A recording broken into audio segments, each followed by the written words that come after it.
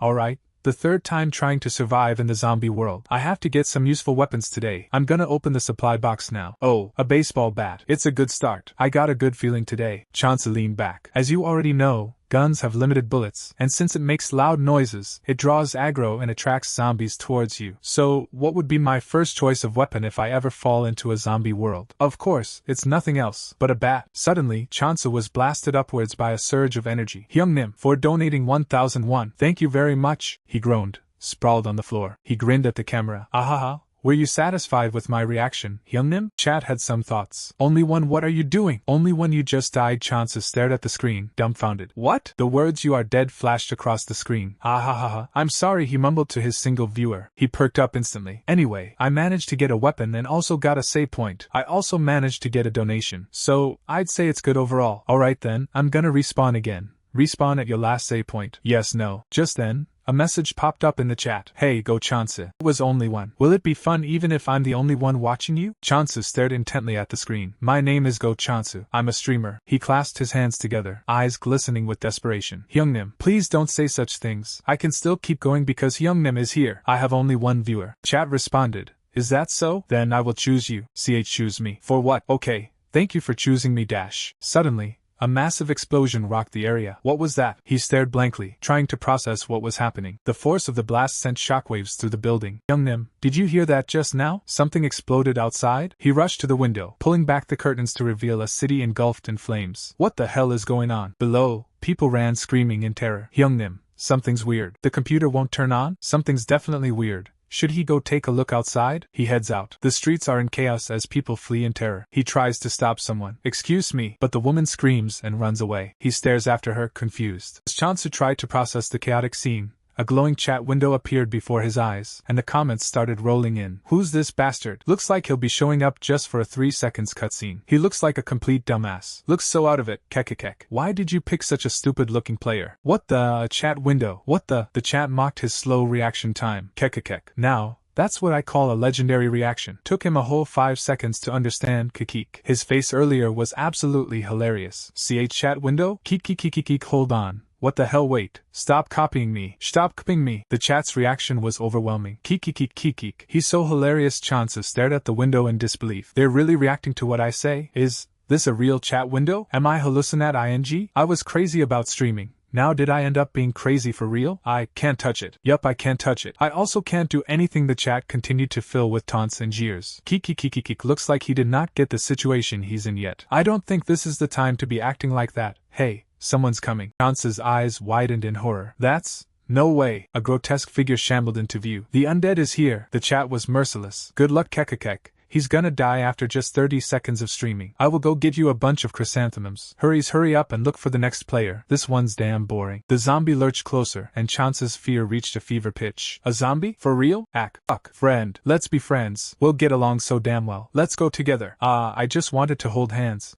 Hurry. Ha. He slammed the door shut, narrowly avoiding becoming a zombie snack. The zombie's face was pressed against the glass, eyes wide with undead hunger. He knew he had to get home, to the 7th floor, but the undead were closing in. The only option was to create some distance, and fast. The rooftop it was. He grabbed the door handle, yanking it with all his might. Cursing under his breath, he struggled with the heavy door. This'll drive me crazy. Meanwhile, the chat was having a field day. How brave, Kikik. Fighting with your back against the wall. That's the spirit, Kikik. Chat exploded with conflicting advice. Dumbass. Pull it instead of pushing. No. Push harder. He's right. Pull it. Kikek. Trust me, I know. Kekekek. Hey, it's coming. It's coming. The door creaked open, but the zombies were already too close. Oh, it opened. Too bad. Maybe the door was rusty. He stumbled onto the rooftop, narrowly avoiding the grasping hands of the undead. He slammed the door shut, hoping to buy himself some precious time. This will buy me some time. Catching his breath, Chauncey muttered, phew, was that mysterious explosion caused by zombies? Zombies? This isn't funny. Though it was fun when it was just a game. Silence. Phew. I'm trying to think. Kek. Leaving aside that mysterious chat window, he knew he had to act fast. I'll have to take care of that guy on the stairs first, then somehow get to my room. I won't last after one hit if I face him with just my body. His eyes darted around, searching desperately for anything he could use. I'll have to find something that can be used as a weapon. Suddenly, a chilling presence made the hairs on the back of his neck stand up. Behind, he turned to see a horrifying figure shambling towards him. That's the landlord. Chansa panicked. Shit, everything's happening just too fast. He tripped over Kikikik. Kyok, shit's over. Zombie Nim. I've lied down so you can have your meal comfortably. He was pinned under the landlord when he noticed something. A hamburger game. Hey, isn't that a supply box? He headbutted the landlord with all his might. Kyuk, I said fuck off. Chansa managed to knock the landlord off him. You really do speak a lot. He kicked the landlord off the roof. Lower the damn rent, asshole. As the landlord fell off the building, Chansa was left in stunned silence. The landlord plummeted to the ground below. As the landlord plummeted to his doom, the chat was already analyzing the situation. His luck is good. Did he lure him to the railing on purpose? Another viewer chimed in. It's most likely just a coincidence. Is that it? Coincidence, huh? Suddenly, the door behind Chansa burst open, revealing 3 more grotesque landlords. Are you kidding me? There's even 3 of them. Chansa fell to the ground, defeated. Ah shit, this brings up some trauma. It's a 3v1 on the rooftop. Newbie bully. Kikek if you know you know. Just then, Chansa spotted something. Wait, this is… What's that? He stared intently. Hey, isn't that a supply box? Someone definitely said something like that, right? He realized something, finally. Ooh, oh, fist item. Congrats. A baseball bat? Not bad? That's pretty much an Excalibur in his current situation. The landlords were closing in fast. The chat exploded. The restaurant's open for business. The waiting time in this restaurant is too long. Good luck. Is it possible? Chansa gripped the bat tightly. We'll see? No way, Kikek. My name is Go Chansu. I'm a streamer, and for me, the end of the world is… just a game. He swung the bat with all his might, ready to show the world what he was made of. The chat wondered, is he gonna show who's Go Chansa? The bat connected with a sickening thud, sending one of the undead sprawling. He gripped the bat tighter, his knuckles white. But more were coming, and Chansu was starting to panic. Fuck, don't come near me. The chat, of course, had opinions. What is he doing? He doesn't stand a chance. He's trying so fucking hard, lol. Someone please teach me how to bunty. Haha, I knew this would happen. Haha. Chansu gritted his teeth, frustrated. Damn it, I can't swing it the way I want to. I have to avoid it. The chat, never missing an opportunity to troll, chimed in. What a fucking slapstick comedy joke. Throw the bat away, haha. Chansa knew they were right. I'm not good at swinging the bat. It'll be impossible for me to separate the 3 cosmic scans. Then, suddenly, an idea sparked in his mind.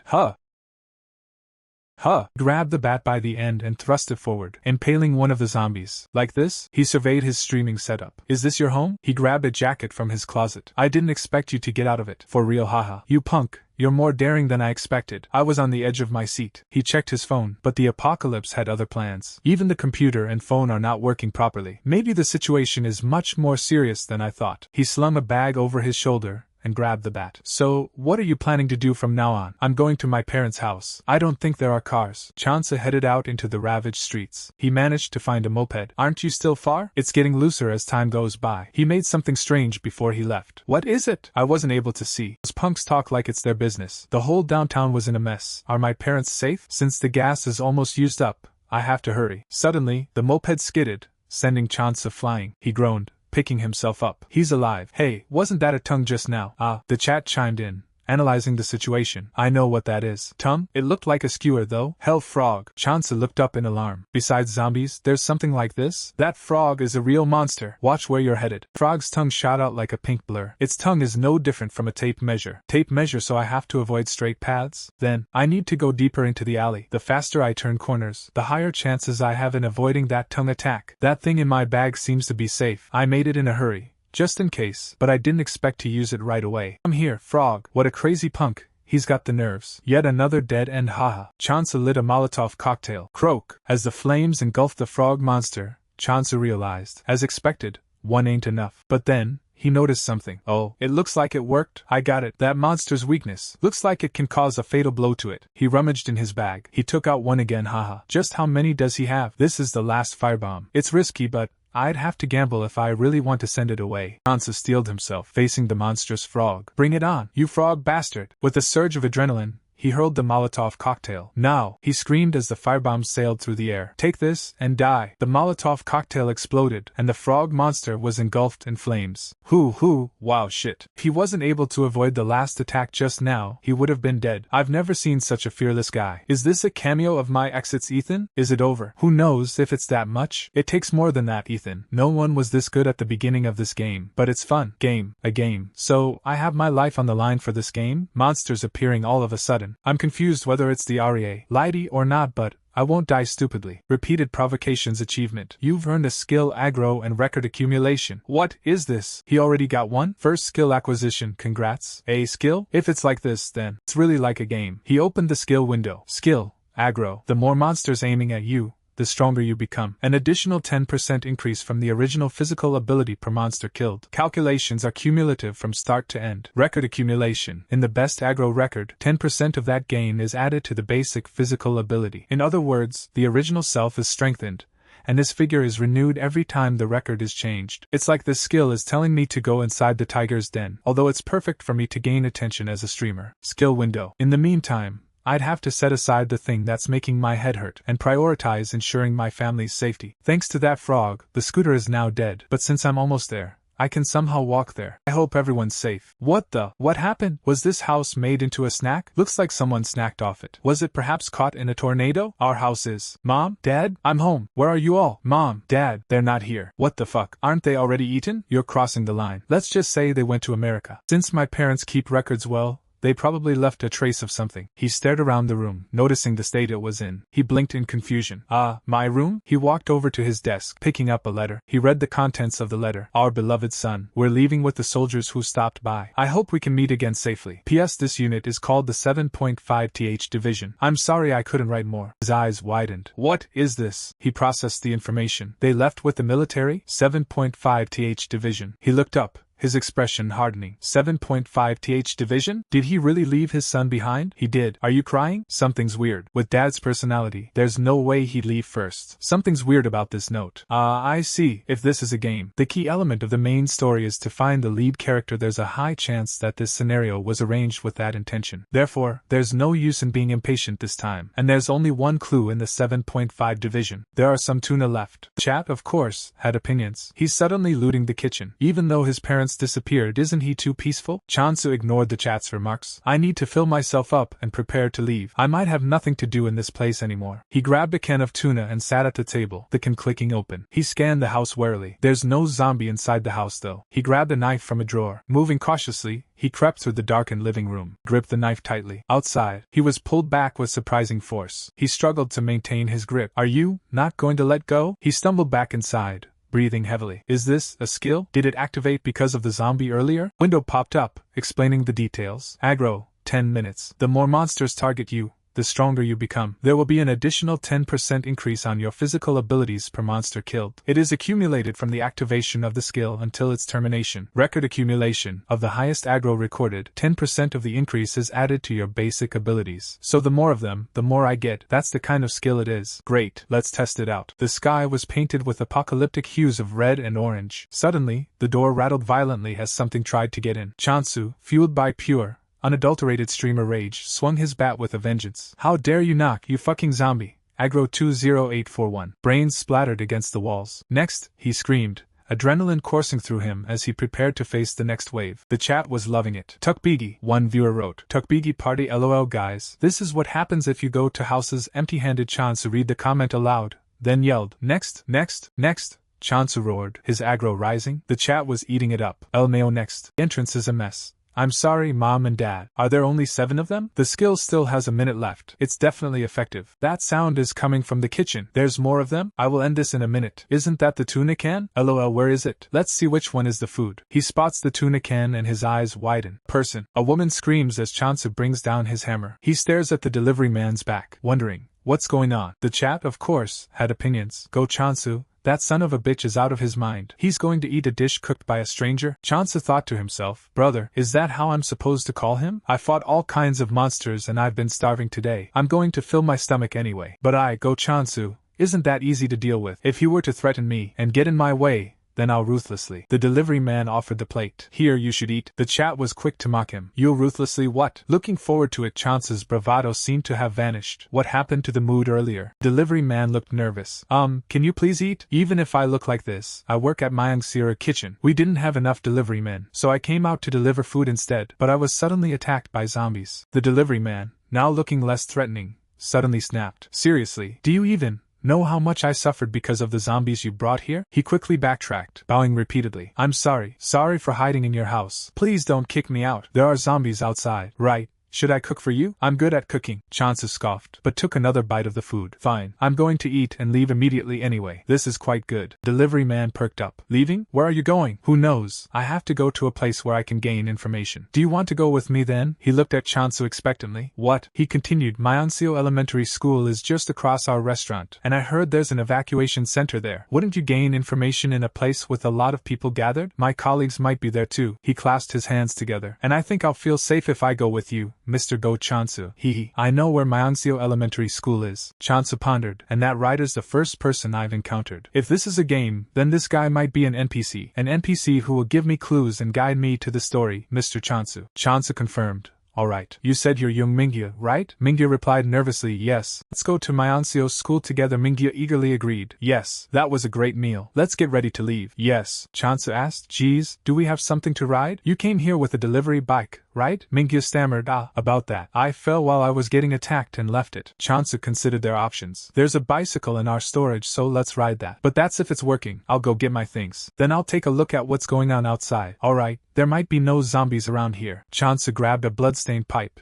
just in case. His eyes narrowed as he prepared to face whatever awaited him outside. Just then, Chansu heard a cry for help. Mr. Mingyu? Was Mingyu being dangled in the mouth of some horrifying monster? Save me! Chansu's eyes widened in disbelief. What's that? He stared in disbelief. Fuck, there's a big head. The chat was right. This thing was on a different level. It's on a different level compared to zombies and frogs. That was the one who broke the house. How will I fight that? The chat was already warning him. Hey, are you going to fight it? Just ignore it. He knew they were right, but he couldn't just leave Mingyu to be eaten. You're fucked if you help him. I already know that. Damn it! He stopped screaming. Agro 10958. Damn it. Why is it so fast? How will I fight that thing? I'll get caught at this rate. That, young Mingyu's bike? Don't tell me. Agro 30538, you're going to ride that. He spotted the fallen bike. The key might still be plugged in since he fell while riding it. The engine's on too. He scrambled onto the moped and sped away. He succeeded. Look at his courage. The frog zombie was in hot pursuit. How long are you going to run? That punk will follow me until the end. I have to get rid of him and make a look down. Chansu gripped the throttle, a maniacal grin spreading across his face. Brother, didn't I tell you? That I, Go Chansu, isn't easy to deal with. Glanced back at the pursuing monster. Shall we make a bet? Meanwhile, at the school, authorities were trying to maintain order. Everyone, please go inside the school. We're going to build a barrier in this area soon. A man clutched at an officer's sleeve, his face etched with worry. No, Mingyu hasn't returned yet. Ha! He's probably dead already. Just give up and go inside, one of the officers said callously. Another officer bristled. What? How would you know that? That guy has been working with us for a long time. Sir, what if he's just around the corner? Let's wait a little longer. The senior officer placed a comforting hand on his shoulder. Now, let's go inside first. Staying here won't make a difference. Jang SSI. Meanwhile, Chansu was still speeding along on the moped. Wheels spun, kicking up dust and debris. The small crowd watched with bated breath. Then, the moped screeched to a halt right in front of them. It was Chansu, arriving on the scene, ready to stir things up. Chansu sat on the bike, trying to look cool, but the chat was probably roasting him already. The crowd stared at the moped's cargo. Someone shouted, "What is that? A corpse?" The chat, predictably, was having a field day. This guy's a total attention seeker. A finger's not some trophy. Look at how the people's eyes are about to pop out. Man stepped forward, recognizing the bike. Hey, that bike is Mingyu's, right? Where is Mingyu? Does that guy know the rider? Another man gasped. He's dead. He's dead? What do you mean? Chansu, ever the showman, addressed the stunned crowd. It's like I said, I'm a bit busy right now, so who's in charge here? Who's in charge? Oh, that's... A man's polished shoes clicked against the ground as he stepped forward. He introduced himself. I am Lee Seojun, head of the Security Transportation Department. There is our chief, but I am in charge here. Chansu replied. I am Go Cheonsu. You surprised us. Is that corpse the body of that big-headed monster? Lee Seojun nodded grimly. So you already know about it. It's a good thing I brought it. I wish I didn't. I lost some colleagues because of it. We had no choice but to watch it from afar. Chansu tilted his head, a hint of disbelief in his voice. But what happened to that monster? I've hunted it down. The officer's eyes widened in astonishment. What? You've hunted it? That's impossible. How did he hunt that monster? With the monster hot on his tail, Chansu gripped the handlebars and yelled, Guys, shall we make a bet? The chat exploded with disbelief. I don't know if I'd survive if I tried to kill it. Out of nowhere. What kind of bet is that? Look at him saying whatever because he's scared Kiki. So what are you gonna bet on? You said it's a bet. Chansu, ever the showman,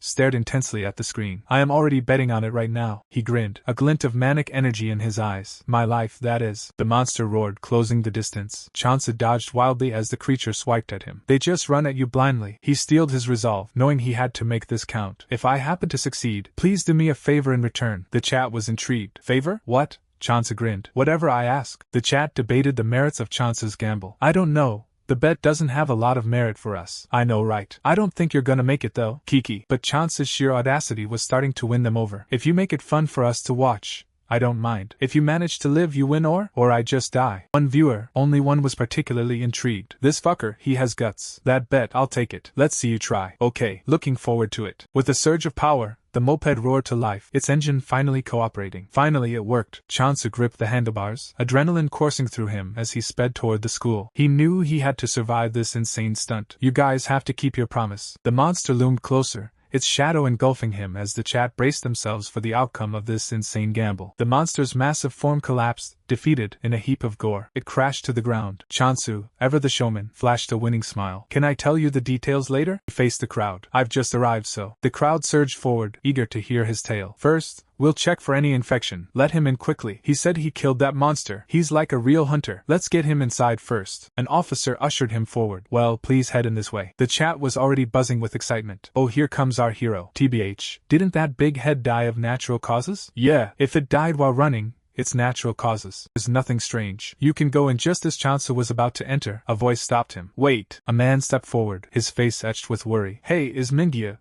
really dead? Chansu, ever the pragmatist, confirmed the grim news. I already told you he's dead. Did you know him? The man responded. I am the owner of the Chinese restaurant that Mingya worked in. The restaurant owner looked distraught. Oh, we were supposed to come here together, but we couldn't because of that monster. I see. Then what about the bike? Chansu, aware of how his actions might appear, quickly reassured him. I didn't steal it from him, so don't worry. The owner wrung his hands, grief and regret etched on his face. The last mapo tofu he made for me, I'll never forget it. The chat, of course, had no sympathy. You're getting really good at acting, Kiki, one viewer wrote. Another chimed in. You fucker, you ate that. Threatening it from him, someone else joked. Mingyu will probably kick down hell's door and come for him, but one viewer was impressed. Kakik, this is my kind of guy. Oh. With the awkward exchange over, Chansa turned to leave. Well, I'll be heading in then. He stepped through the entrance of the school, ready to face whatever lay ahead. He took a step onto the threshold. Suddenly, a system message appeared. You have left the tutorial. From now on, you can increase your chances of survival by using the stats window. Another message appeared. Good luck to the last man standing. Chansa was stunned. Tutorial? It's been a tutorial this whole time. The chat, of course, was having a field day. Look at him, all scared. Kakik. Now is the real deal. Tutorial pass, Kiki. Chansa was shocked. Oh shit, I got goosebumps. What? Then, a new message popped up. Yes, you have passed the tutorial in the shortest time. Only one bro.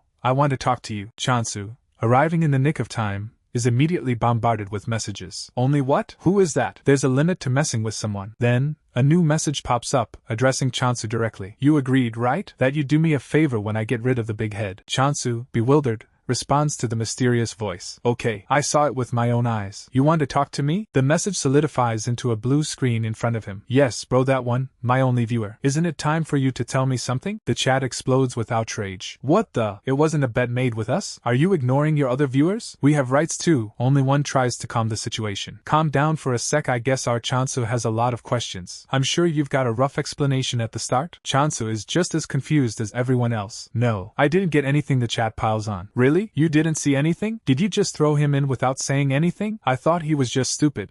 How did this come so far? Only one responds. That's, I guess, a streamer's instinct. The chat, however, was thrilled. Kakik, that's kind of awesome though. I can't believe we missed such a fun fact. You didn't know anything while running around in the playground? Does he know what he'll get when he clears it though? Shall we just leave him like this? If you clear the game, the world will be recreated as you like. Then came the kicker. Oh shit, he said it. Chansa's eyes widened in disbelief. What? What does that mean? Only one chimes in. The reward is exactly what he said. But what you are wondering right now is, what is the world you are in? The only one continues. It's actually the world that you lived in. It's reality. The game system that we have just changed it by applying my exit chance reels from the revelation. This is really a game, really. Only one adds, but remember this. You are the only player in this game. Because we like watching only one person at a time. You are the chosen protagonist, and you are the only one who can recognize us. No one except you knows the truth of this world. They have become recreated NPCs to match the game. The realization hits him. Then, Mingyo was also an NPC. Only one confirms. That's right. They are mostly extras. Don't worry. We're not that different from the viewers, you know. But if you can't beat the game, the world will remain like this. Tears welling in his eyes, Chansa demands, Big bro, just who the heck are you? The revelation of his role sinks in. Have I become something like a god? He stares blankly at his reflection, trying to process the information. His reflection stares back, a cosmic eye watching his every move. Only one's voice echoes in his mind. cutting through the silence. That's a funny question. In all the games you played, did the characters ask you that question? Only one continued. Well, just know this. I like your illogical showmanship. You also know it, don't you? I'm not someone who will betray you. Now, I want you to struggle as much as you can. You gave quite an overwhelming mission to an unemployed guy. Suddenly, Chance's eyes widened. Oh wait, I can use the info window from now on, right? He focused his mind. Info window. The info window popped up. The police chief, who's located at Myeonseo Elementary School, needs to be protected. If they die during the crisis tonight, the city's security will deteriorate drastically. What? Meanwhile, the survivors were busy unloading supplies. Can we leave the food supplies here? One of them asked. Another voice responded, yes, over here. As the survivors unloaded supplies, Chansu scanned the crowd. There are about 150 people. To think there's a threat to the police chief in such a huge crowd. Just then, an officer announced, everyone, food will be served, so please gather around here. Chansu started heading towards the main building, but another officer stopped him. Hey you, the food is this way. You're headed towards the main building. I'm not hungry, but thanks. Chansu turned to face the officer. Is there a problem? Chansu stated his purpose. I'm here to see the police chief. The officer was surprised. The police chief? The officer was immediately on the defensive. What's the matter? I'm afraid I can't tell you. Why? I said I can't tell you, didn't I? Chansu narrowed his eyes. Isn't that suspicious? There's something going on in the main building. He pressed the issue, hoping to get more information. I can help if you tell me. Please contact the chief of the traffic and security department. The officer spoke into his radio. Yes, chief. Yes? Ask him? The officer turned back to Chansu. The chief told me to ask you, are you here to catch monsters? Chansu confirmed yes. The officer hesitated. I see. It's true we are hiring people who have abilities, but the truth is, he revealed the real reason for the unusual activity. The police chief is missing. He hasn't returned after going out, so we were planning to conduct a search. The officer sighed, clearly overwhelmed. This has gotten troublesome. Why didn't you search for him earlier? Right now, we're already too busy trying to protect evacuees. There are only 30 police officers left here. Not nearly enough. Chansu pressed on, seeing an opportunity. If you don't mind, can I see where the police chief was staying? Do you mean the temporary office? He stared intently at the officer, making sure he understood the stakes. You're not hiding anything else from me, are you? Because we'll be working together from now on. The officer shifted uncomfortably under Chansu's gaze. Time's running out. He leaned in closer, his eyes narrowed. Since we're searching together, I need all the information, right? That's a given, yes? The officer relented, pointing down the hall to a sign that read, temporary office. Chansu approached the room, a sense of foreboding washing over him. It's here. Chansu, now alone in the temporary office, immediately begs his chat for assistance. Hyungnims, look for any clues. Please help me out, of course. The chat's response is less than helpful. Nope. But I don't wanna? No. Then, Chansu notices something. This map. He examines it closely, a glimmer of hope in his eyes. So there is a clue. The marked area isn't that far from here. Suddenly, he hears a noise and spins around, startled. Who's there? A mysterious voice answers from behind the door. I heard you're looking for the police chief? The door swings open. I'm coming in. The man behind the door continues. I've heard some stories. They said you were able to get rid of some powerful guys. He extends his hand. I should introduce myself first. I am Police Inspector Jin Kyung-go. Chansu replies. Yes, I'm Go Chansu dash. Suddenly, the inspector's grip tightens with incredible force. Inspector's expression hardens. So, were you able to find something? The chat explodes. If we're talking about strength, then Go Chansu can't lose. Counterattack, let's go. But Chansu is clearly in pain. What's with this bastard? Then, a scream rings out. The inspector cries out. What's going on? That, out of nowhere. Suddenly, the crowd is attacked by the infected. The infected. Run! Chaos erupts as the horde descends. Zombies in such a huge crowd. The chat immediately starts to troll him. You're screwed, Chansu. Look at that mess. You should run too, hehe, but Chansu has other plans. Shit, I should at least help out. Police officers struggle to maintain order. Everyone, out of the way. We can't use our guns like this. I said move. One of them shouts out tactical advice. Use something like clubs instead of guns. He continues shouting. I said use clubs if you can't shoot. Just then, Mr. Jang steps forward. Hey, Chansu, I'll help out too. Mr. Jang, it's dangerous. It's the chaos. A man is struck by grief and rage. Our Mingyu was killed by these monsters. Chansu continues his assault on the zombies. The chat, ever the backseat gamers, start to criticize his technique. Why are you just hitting them without finishing them off first? One viewer suggests a more efficient approach. Are you trying to maximize your time, or, if that's the case, then let's make last hits in. Panic erupts as the police officers realize the situation is spiraling out of control. Move, we need to get out. Open the door. Everyone, calm down. What was the point of inspection? The infected are already here. The awful truth dawns on them. So they were mixed in? They didn't break in from the outside? Ah, damn it. Someone shouts, trying to make sense of the madness. What kind of crazy bastard would let zombies in? Chat was already on the case. Is he the villain this time? That random guy, I think. I'm sure now, there's an unhinged policeman inside this school. Chansu sighs.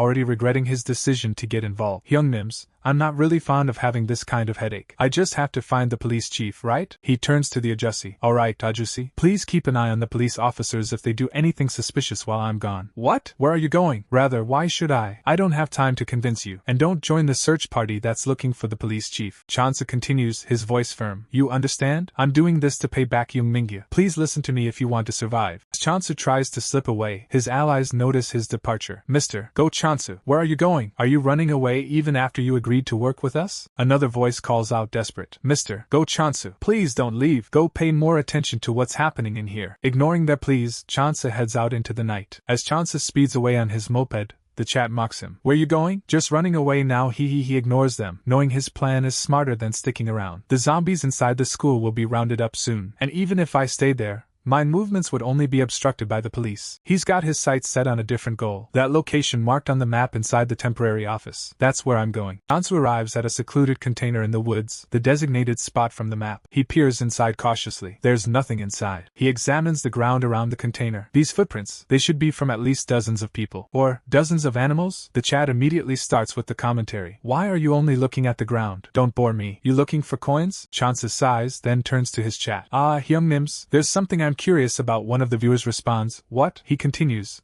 Why isn't a supply box showing up anymore? The chat brings up the topic of supply boxes, and Chansu is immediately defensive. Supply box? Huh, didn't you hate supply boxes? What? Of course not. What are you talking about? He denies ever hating them. What do you mean I hate it? It's not like I'm a kid who hates something just because. What are you even talking about? Aren't supply boxes supposed to be bought? You need money to get them. Only one reminds him about his trial money. You don't remember that 1 gen you received as a trial? You've already used it up to open one. Chansu is shocked. Paid content? Gen. Chat then tells him where to find the setting. Press on our chat and scroll all the way down. He follows their instructions, tapping the screen. He finds the setting to turn on cash chat off. Huh? Wait, don't tell me. This is... Try turning it on. Suddenly, donations start flooding in. Only one has sponsored you with 1 gen. Congrats on officially opening a wallet. Maxed Out has sponsored you with 1 gen. And I thought he wouldn't open it. Tungwyon Yornek has sponsored you with 1 gen. Look, Chansu, now knowing he can get real money, throws a tantrum. Hyungnims, he this bastard would have flipped a table if there was one. What an ugly face. How can you hide something this important from me? He reached for the doorknob, a metallic click echoing in the tense silence. Just then, the chat lit up with taunts. Go Chansu, you're not upset, are you? Hearing you screaming earlier was so freaking funny, ha ha ha ha. Chansu scoffed, trying to play it cool. Phew. You think I'd be upset by that? I don't hold grudges. You know this, right? The chat wasn't buying it. He's holding a grudge. We can see the truth in your eyes. LOL, he's upset. He sighed, a hint of genuine frustration creeping into his voice. Stop teasing me, brothers. If I think about how they pushed me into my exam without any explanation, there might be things they haven't taught me yet. What could this container house be? Was the police chief confined here? Suddenly, a monstrous face slammed against the container window, startling Chansu. Agro 10959. Fuck, that scared me. When did they swarm this place? As expected, those were zombie footprints. The chat exploded with laughter. He said, fuck LMAO. Aren't you getting too scared over this? LOL. I was surprised because of him. I watched Chansu for this LOL. The zombies, now numbering 4, began to swarm the container. Agro 40951. Chansu wasn't impressed. These punks, do you think swarming will give you an advantage? Agro 80942. Just then, someone shouted a warning. Chansu, behind you. With a surge of power, Chansu's physical ability growth rate shot up to 240%. Agro 140802. You messed with the wrong person. Recognize the man in the car. You're the crazy cop from Maonseo Elementary, right? Show your face and come out, you bastard. The driver watched in disbelief. What is this punk? He avoided it? With that flimsy body of his? The crazy cop watched Chansu's movements with disbelief. Those zombies are no match for him. Just who is this bastard? He slammed his foot on the accelerator. I knew things would end this way. I'll run over you completely. Car accelerated towards Chansu. That's right. Let's see you in a pathetic state. The car slammed into nothing. The driver's eyes widened in shock. What the? He's not there? Where did he? Suddenly, a figure appears at the window. Open the window. The driver is shocked. What is this bastard? He fires his gun wildly. Let me go. Eek, go away. The car swerves out of control, mowing down zombies in its path. It speeds off into the night. Driver glances in the rearview mirror, his eyes wide with terror. Eek. What is he? He floors it, the speedometer climbing. How is he following me? The chat goes wild. Chansu's fucking mad LMAO. Updating aggro skill to the maximum. Driver's eyes dart around, a manic grin spreading across his face. Crazy bastard. You're going to see this through to the end? The car careens wildly between shipping containers. From above, Chansu watches the vehicle swerve erratically. Suddenly, Chansu stops, his face contorted in rage. Jin Kyung-go, the driver smirks, pressing a button on a detonator. You think I'll get out? Farewell. A horde of zombies descends upon the shipping container yard. He was fooled. He installed a proper trap. The chat immediately floods with comments. Hey, how many zombies are there? Chansu, if you think you can handle them, just run aggro 400231. Meanwhile, Jin Kyung-ho is speeding away, convinced he's won. Even if you regret it, it's too late. Hee hee. But Chansu is already activating his buff. Brothers. Physical ability growth rate 500. I'll fight them for 2 minutes. He swings the hammer, splattering zombie brains everywhere. Chat goes wild as Chansu wades into the horde. He continues to smash the zombies. Blood splatters across his face as he stands triumphant. Chansu is starting to feel the burn. There are too many, and there's not much time left to maintain the skill. He knows what he has to do. Jin Kyung-ho, I'll go after that bastard first. Oh yeah? Meanwhile, back in the car, the injured officer is trying to get a message out. We have to move the police chief from Manhwa Elementary right away. Chansu grabs him by the collar. Say it again. Where is the police chief? The officer gasps, terrified. This bast, how? Suddenly, a viewer chimes in with a critical tip. Chansu, the left hand. Jin Kyung-ho's hand is completely mangled, and Chansu isn't letting out. Jin Kyung-ho, did you think you'd win? The officer screams in pain and rage. You bastard! What are you? Chansu smiles, his eyes gleaming with dark amusement. Me? A streamer. I'm receiving a lot of love from the brothers. Chansu kicks the officer out of the driver's seat. I'll drive, so fuck off. Jin Kyung-go is out cold. You're making things so complicated. Well, he did completely destroy his hand. Suddenly, the chat is buzzing with suggestions and bets. Chansu, you're going to put that on. If you escape with that on, I'll give 2 zens. Another viewer chimes in. I'll also bet a zen. Chansu sighs, looking at the chat. Gosh, brothers, at this rate you'll be telling me to put it on my ankles. First, let's escape this place. Osmixkins. Information 1. The police chief at Manhwa Elementary School needs protection. Tonight, when he dies from a crisis, the city's public order will be rapidly ruined. I didn't need to come here. He slams on the brakes.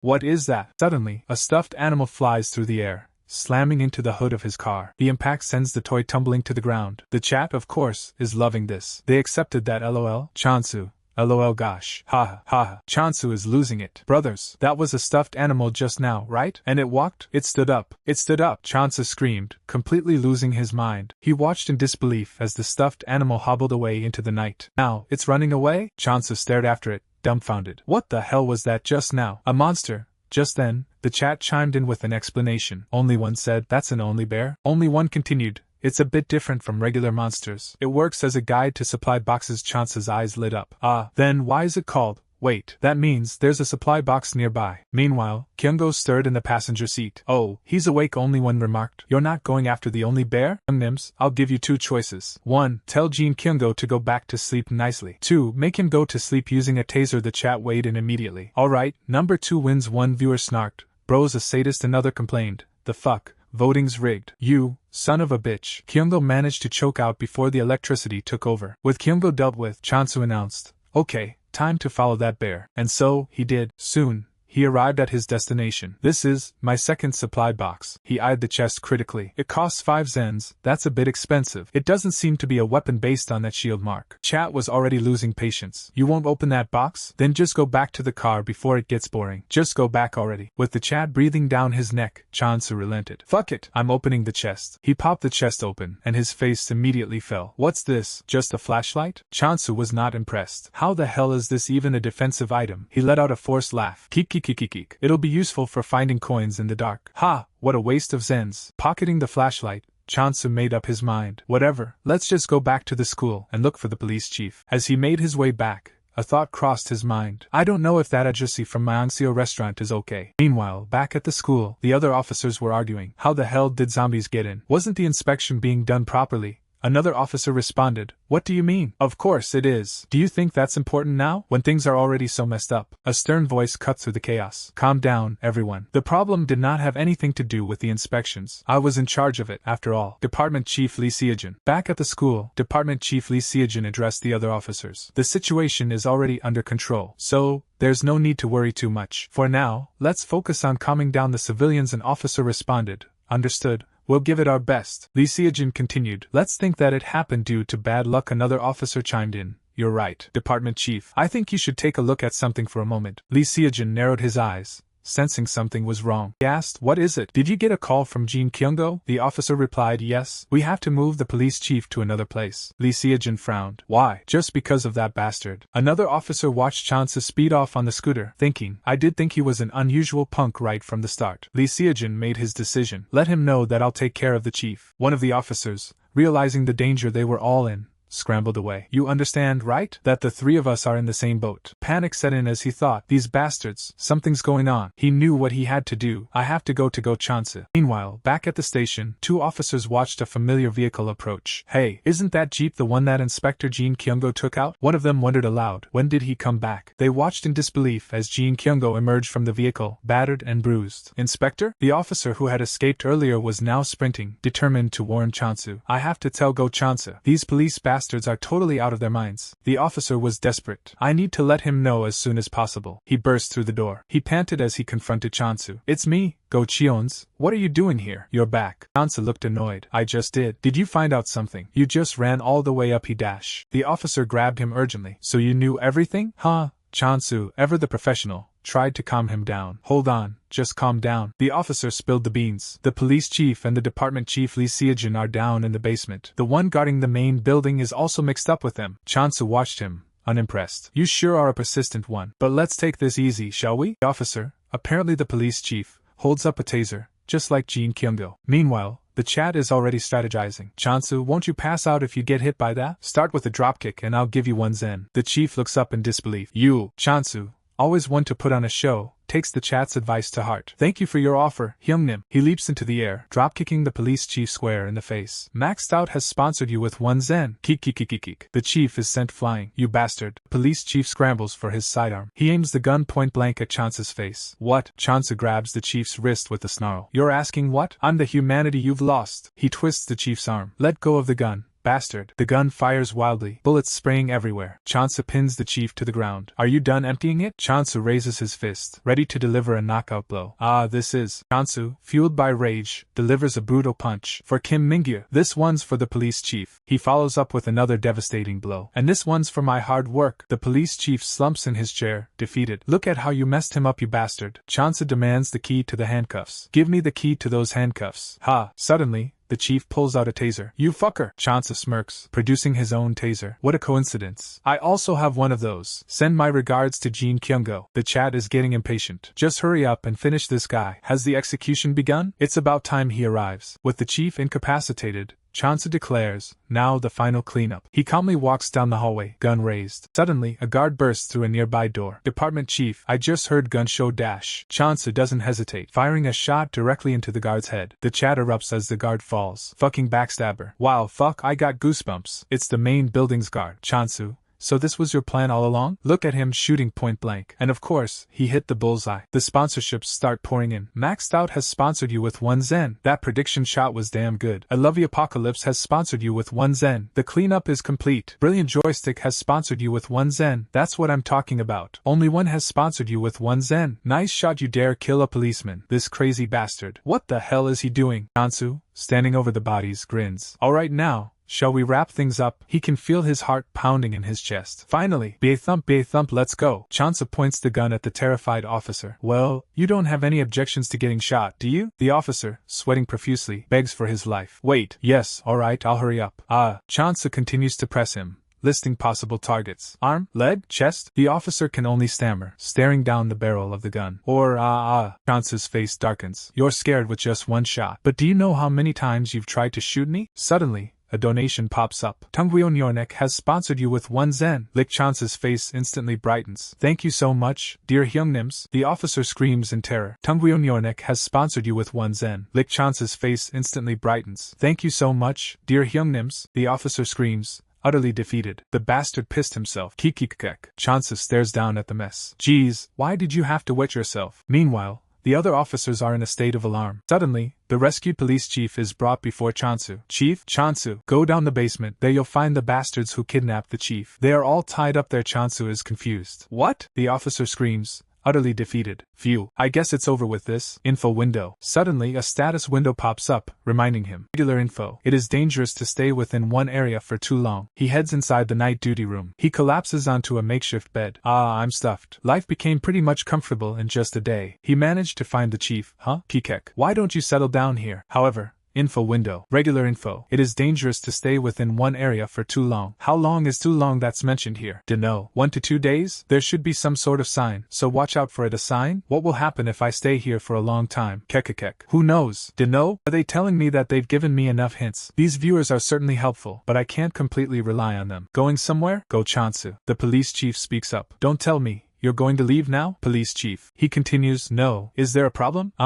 If you were going to leave, I thought I'd give you all the supplies you might need. After all, you rescued me. Chansu is taken aback. What? You've just decided to expel him? Chief responds. Are you really okay with that? We're talking about traitors who tried to kill you, but still, executing them in front of the people who used to be their allies is a little difficult. Chansu smirks, offering a solution. Chief, how about this then? Let me do it. The chief can only sputter out, what? PRNLOL. The police chief's face is pure horror. The chief screams, stop, you crazy bastard. The other officer shouts, I said stop. Help. The chat, of course, is loving every second. What do you mean stop? I love this. Chansu is already summoning the spirits of the dead to drag the screaming officers to their doom. Chansu glances at the speedometer. Why don't we speed up a bit? The tires screech as he floors it. The tires screech as the car speeds away, dragging the officers' bodies behind it. Oh damn. It seems something unfortunate happened while they were on their way to banishment. The remaining officer, battered and bruised, says, for a lot of things you did, thank you. Chansu replies, it's all good. I'd appreciate it if you can prepare the supplies for me in advance. Though the officer responds,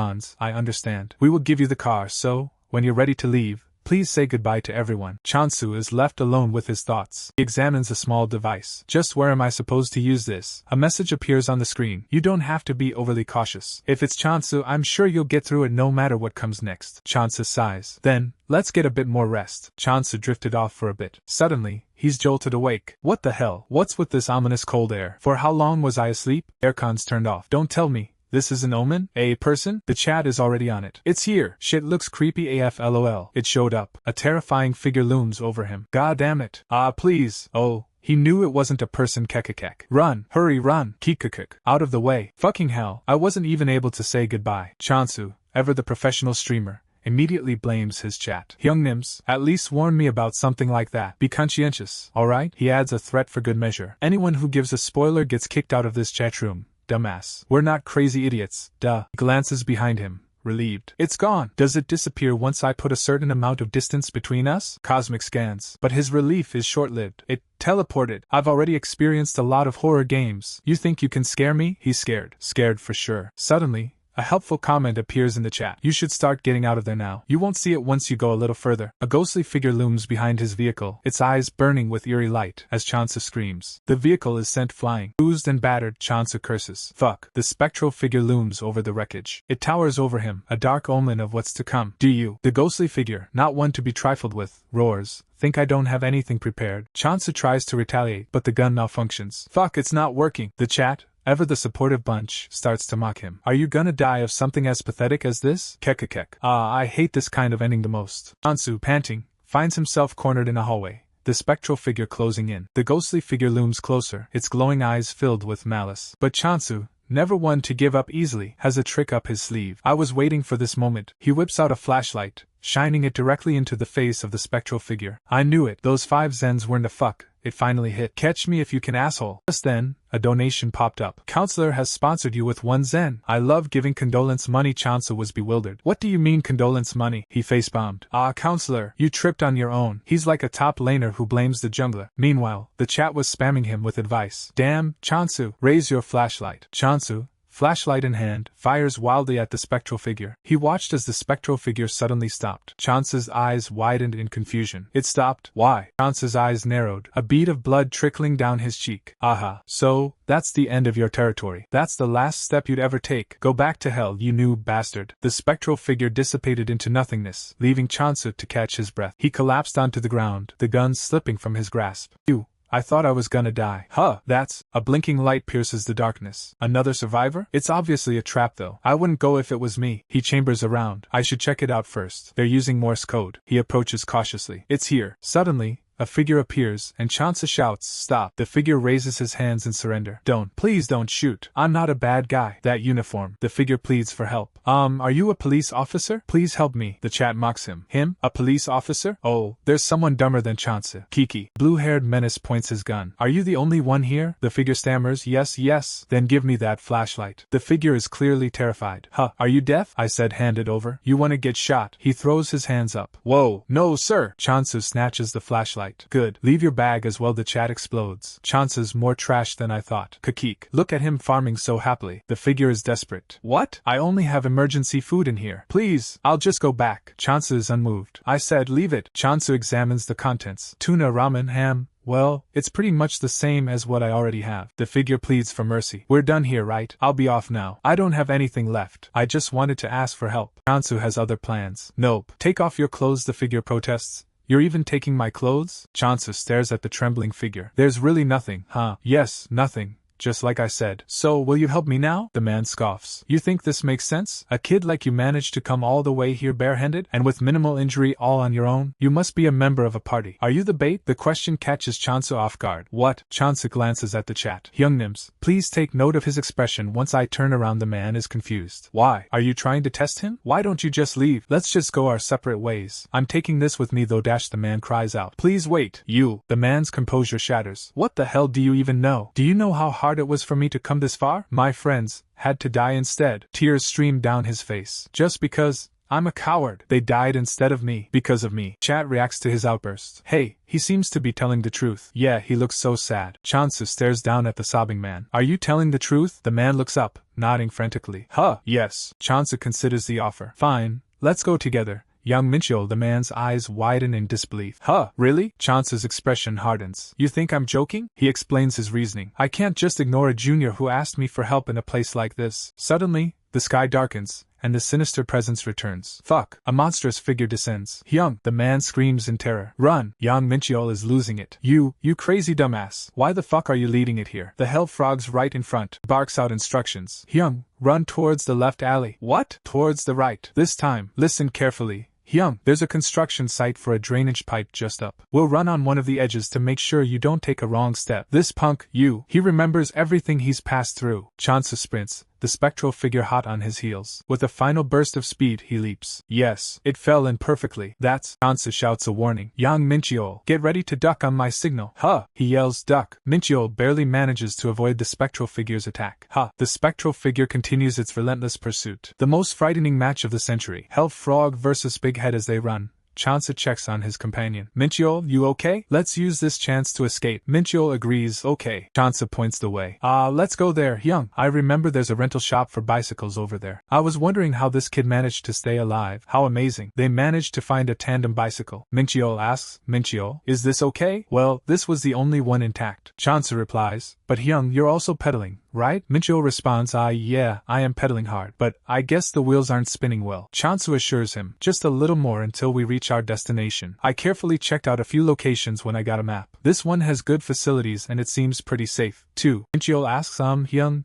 can I ask you a question?" Chansu responds, "What is it?" Minchyo asks, "Do you know anything about the 7.5th division?" Chansu replies, "What?" Minchyo's expression turned grim. "The other day, I went to pick up one of my friends, but there was only a note left at his house. It said he was taken by the 7.5th division." Chansu looked thoughtful. "I've heard of it. I have no idea what they do though." Minchyo nodded. "I see. I think it's a military unit, but I'm not really sure." Minchyo's eyes narrowed with a sudden, terrible thought. "Is it the same as what happened to my father? So there were only a few people rescued?" "Why?" Chansu, sensing the heavy mood, pointed ahead. "We're here." They arrived at what looked like a warehouse. Suddenly, a vehicle screeched to a halt nearby. A military jeep? The jeep swerved recklessly, kicking up dust and gravel as it came to a stop. As they approached the warehouse, Minchyo muttered, "Hyung, I guess it's true that nothing comes easy in life." Looking inside the jeep, he saw a soldier slumped in the driver's seat. Did he turn into a zombie? Chansa shook his head. "No, he's still a human." He identified the soldier. "His name is Jo Youngjin, and he's a private first class." Youngjin groaned, looking at the wrecked jeep. "Ha, you should have at least brought a K2 rifle with you, and the car's a wreck. How annoying." "Who are you?" Chansu advanced on the soldier, who looked increasingly nervous. "I don't have anything." "Just leave." Chansu sneered. "You do." "What do you mean by nothing?" The soldier, terrified, raised his hands in surrender. "Fine. take whatever you want, just don't harm me. Chansu produced a knife, his expression unreadable. I'll be the one to decide that. He held the knife to the soldier's throat. His eyes narrowed. You're a deserter, aren't you? What's a private like you doing in this place? Did you betray your comrades and run away on your own? The soldier panicked, throwing his hands up in defense. No, that's not it. Everyone's already dead, so I ran away. It's true, reacting violently like that just makes you more suspicious, you know? Chap, of course, had opinions. Is this person really a soldier? Yeah, isn't it obvious? Chansu grabbed the soldier roughly. What are you doing? Let go! Chansu ignored the soldier's pleas. His grip tightening, he demanded to know. Military service number. Chance's eyes narrowed as he pressed the knife closer. I'm asking for your military service number. Let's see if you have it memorized. Chance pressed the knife closer, demanding, I'm asking for your military service number. Let's see if you have it memorized. The soldier's face contorted in fear as he stammered out a number. Chance nodded. That's correct. But I'm still suspicious. He leaned in, his eyes piercing. Let me ask one more thing. Do you know anything about the 7.5th division? The soldier shook his head, pleading, no, this is my first time hearing about it. What a useless guy. Minchio, ever the cautious one, piped up. Hyung, isn't it dangerous if we stay out here for too long? Chansu, ever the pragmatist, agreed. Right, let's go. Minchio gestured back to the trembling soldier. We can just go like this. Hyung, what about that person? Chansu glanced back, a calculating look in his eyes. It seems we have no use for him. Minchio hesitated. But shouldn't we still take him with us? Well, the soldier, desperate and in pain, pleaded, take me with you. I think my leg is fractured. If you leave me alone like this. The chap, of course, had opinions. Didn't you tell me earlier not to touch you? That was because I was scared you were going to hurt me. Kikek, Chansu's personality is coming out. Just leave him. Not saving someone even if he could is typical of Chansu. Minchio, ever the voice of reason, protested. Hyungnim, what you just said is so mean. Chansu ignored him, already thinking ahead. Minchio, can you check if that gate can be opened manually? What? I don't think there's electricity here. One of the viewers chimed in with a suggestion. That guy. He can't walk on his own, so bring him with you. If you don't want to leave him behind, that is. Minchio's face lit up. Ah, yes. They finally made it inside the building's parking area, but Chansu couldn't help but notice the lack of vehicles. This building's huge. Are there only 4 cars? As they entered the parking area, Chansu wondered, if they used cars to escape, then why were the gates shut tight? He turned to the others. We gotta be careful. He paused, then asked himself, of what? We don't know if there's someone else in here. The silence was deafening. It's so quiet. Chansu noticed a sign. It read, recruiting for full-time drivers. Company name XX Transportation Business. He turned back to Minchio and the soldier. Stay here. I'm gonna take a look upstairs. Minchio grabbed his arm. You'll still let me go with you, right? Chansu hesitated,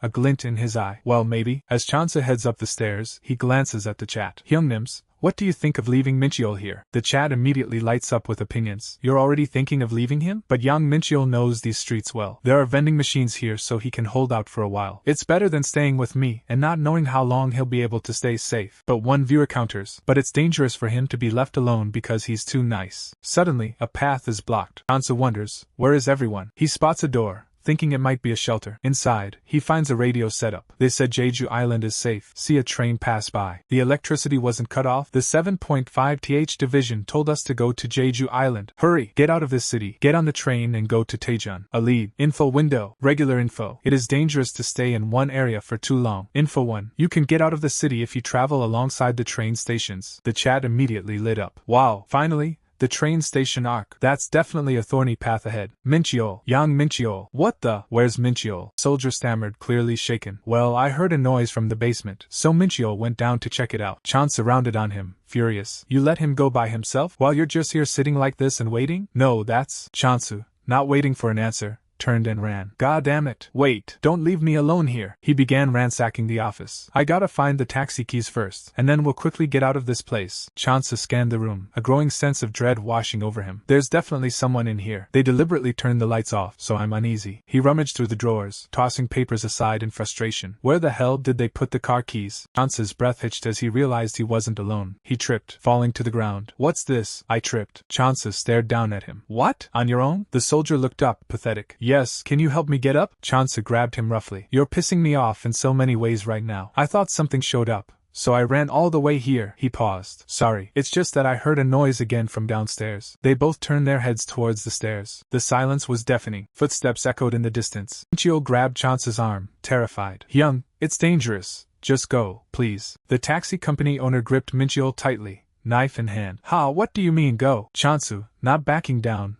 pointed his own knife right back. Hey, I don't know who you are, but let go of Minchio. Minchio?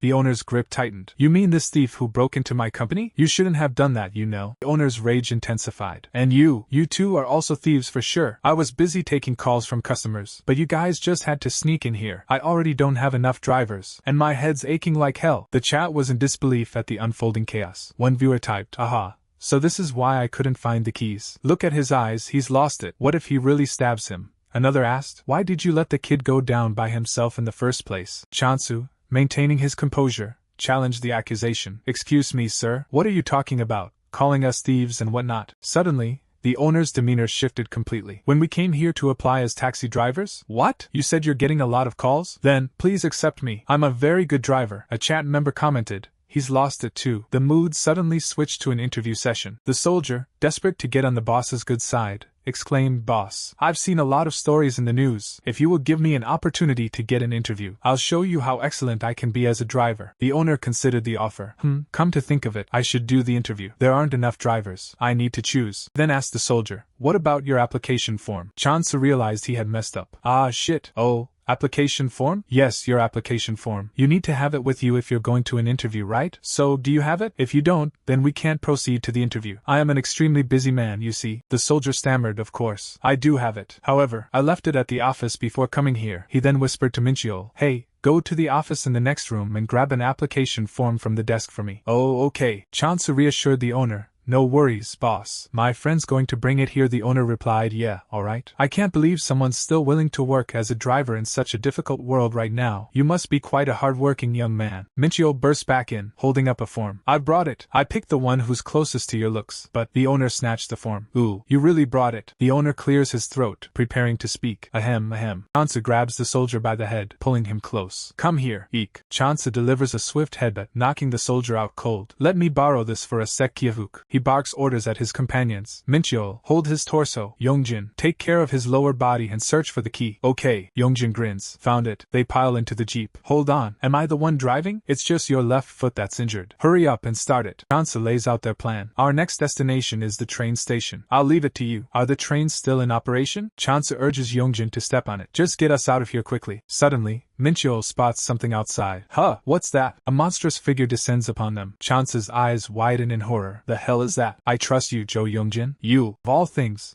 it has to be a crawler. Yongjin, eyes wide with terror, exclaims, damn, what kind of monster is that? The chat erupts with excitement as the crawler closes in on their taxi. The chat is loving the intensity of the situation. It looks so frickin' freaky. Minchio, peering out the back window, shouts, seems like it'll catch up to me soon. Suddenly, the owner bursts out of the building, yelling, hey, you thieves. Chansu, panicking, barks, Joe Youngjin, turn the car to the main building. What? Faster. The owner's face is contorted with rage as he screams, my taxi. Chansu shouts, now's our chance. Break through the front gate. Taxi smashes through the gate, sending debris flying. They speed away, leaving the building behind. Minchio is in shock. Go Cheonsu, did you just use that man? What could I have done? He was a great boss. Joe Youngjin glares at Chansu.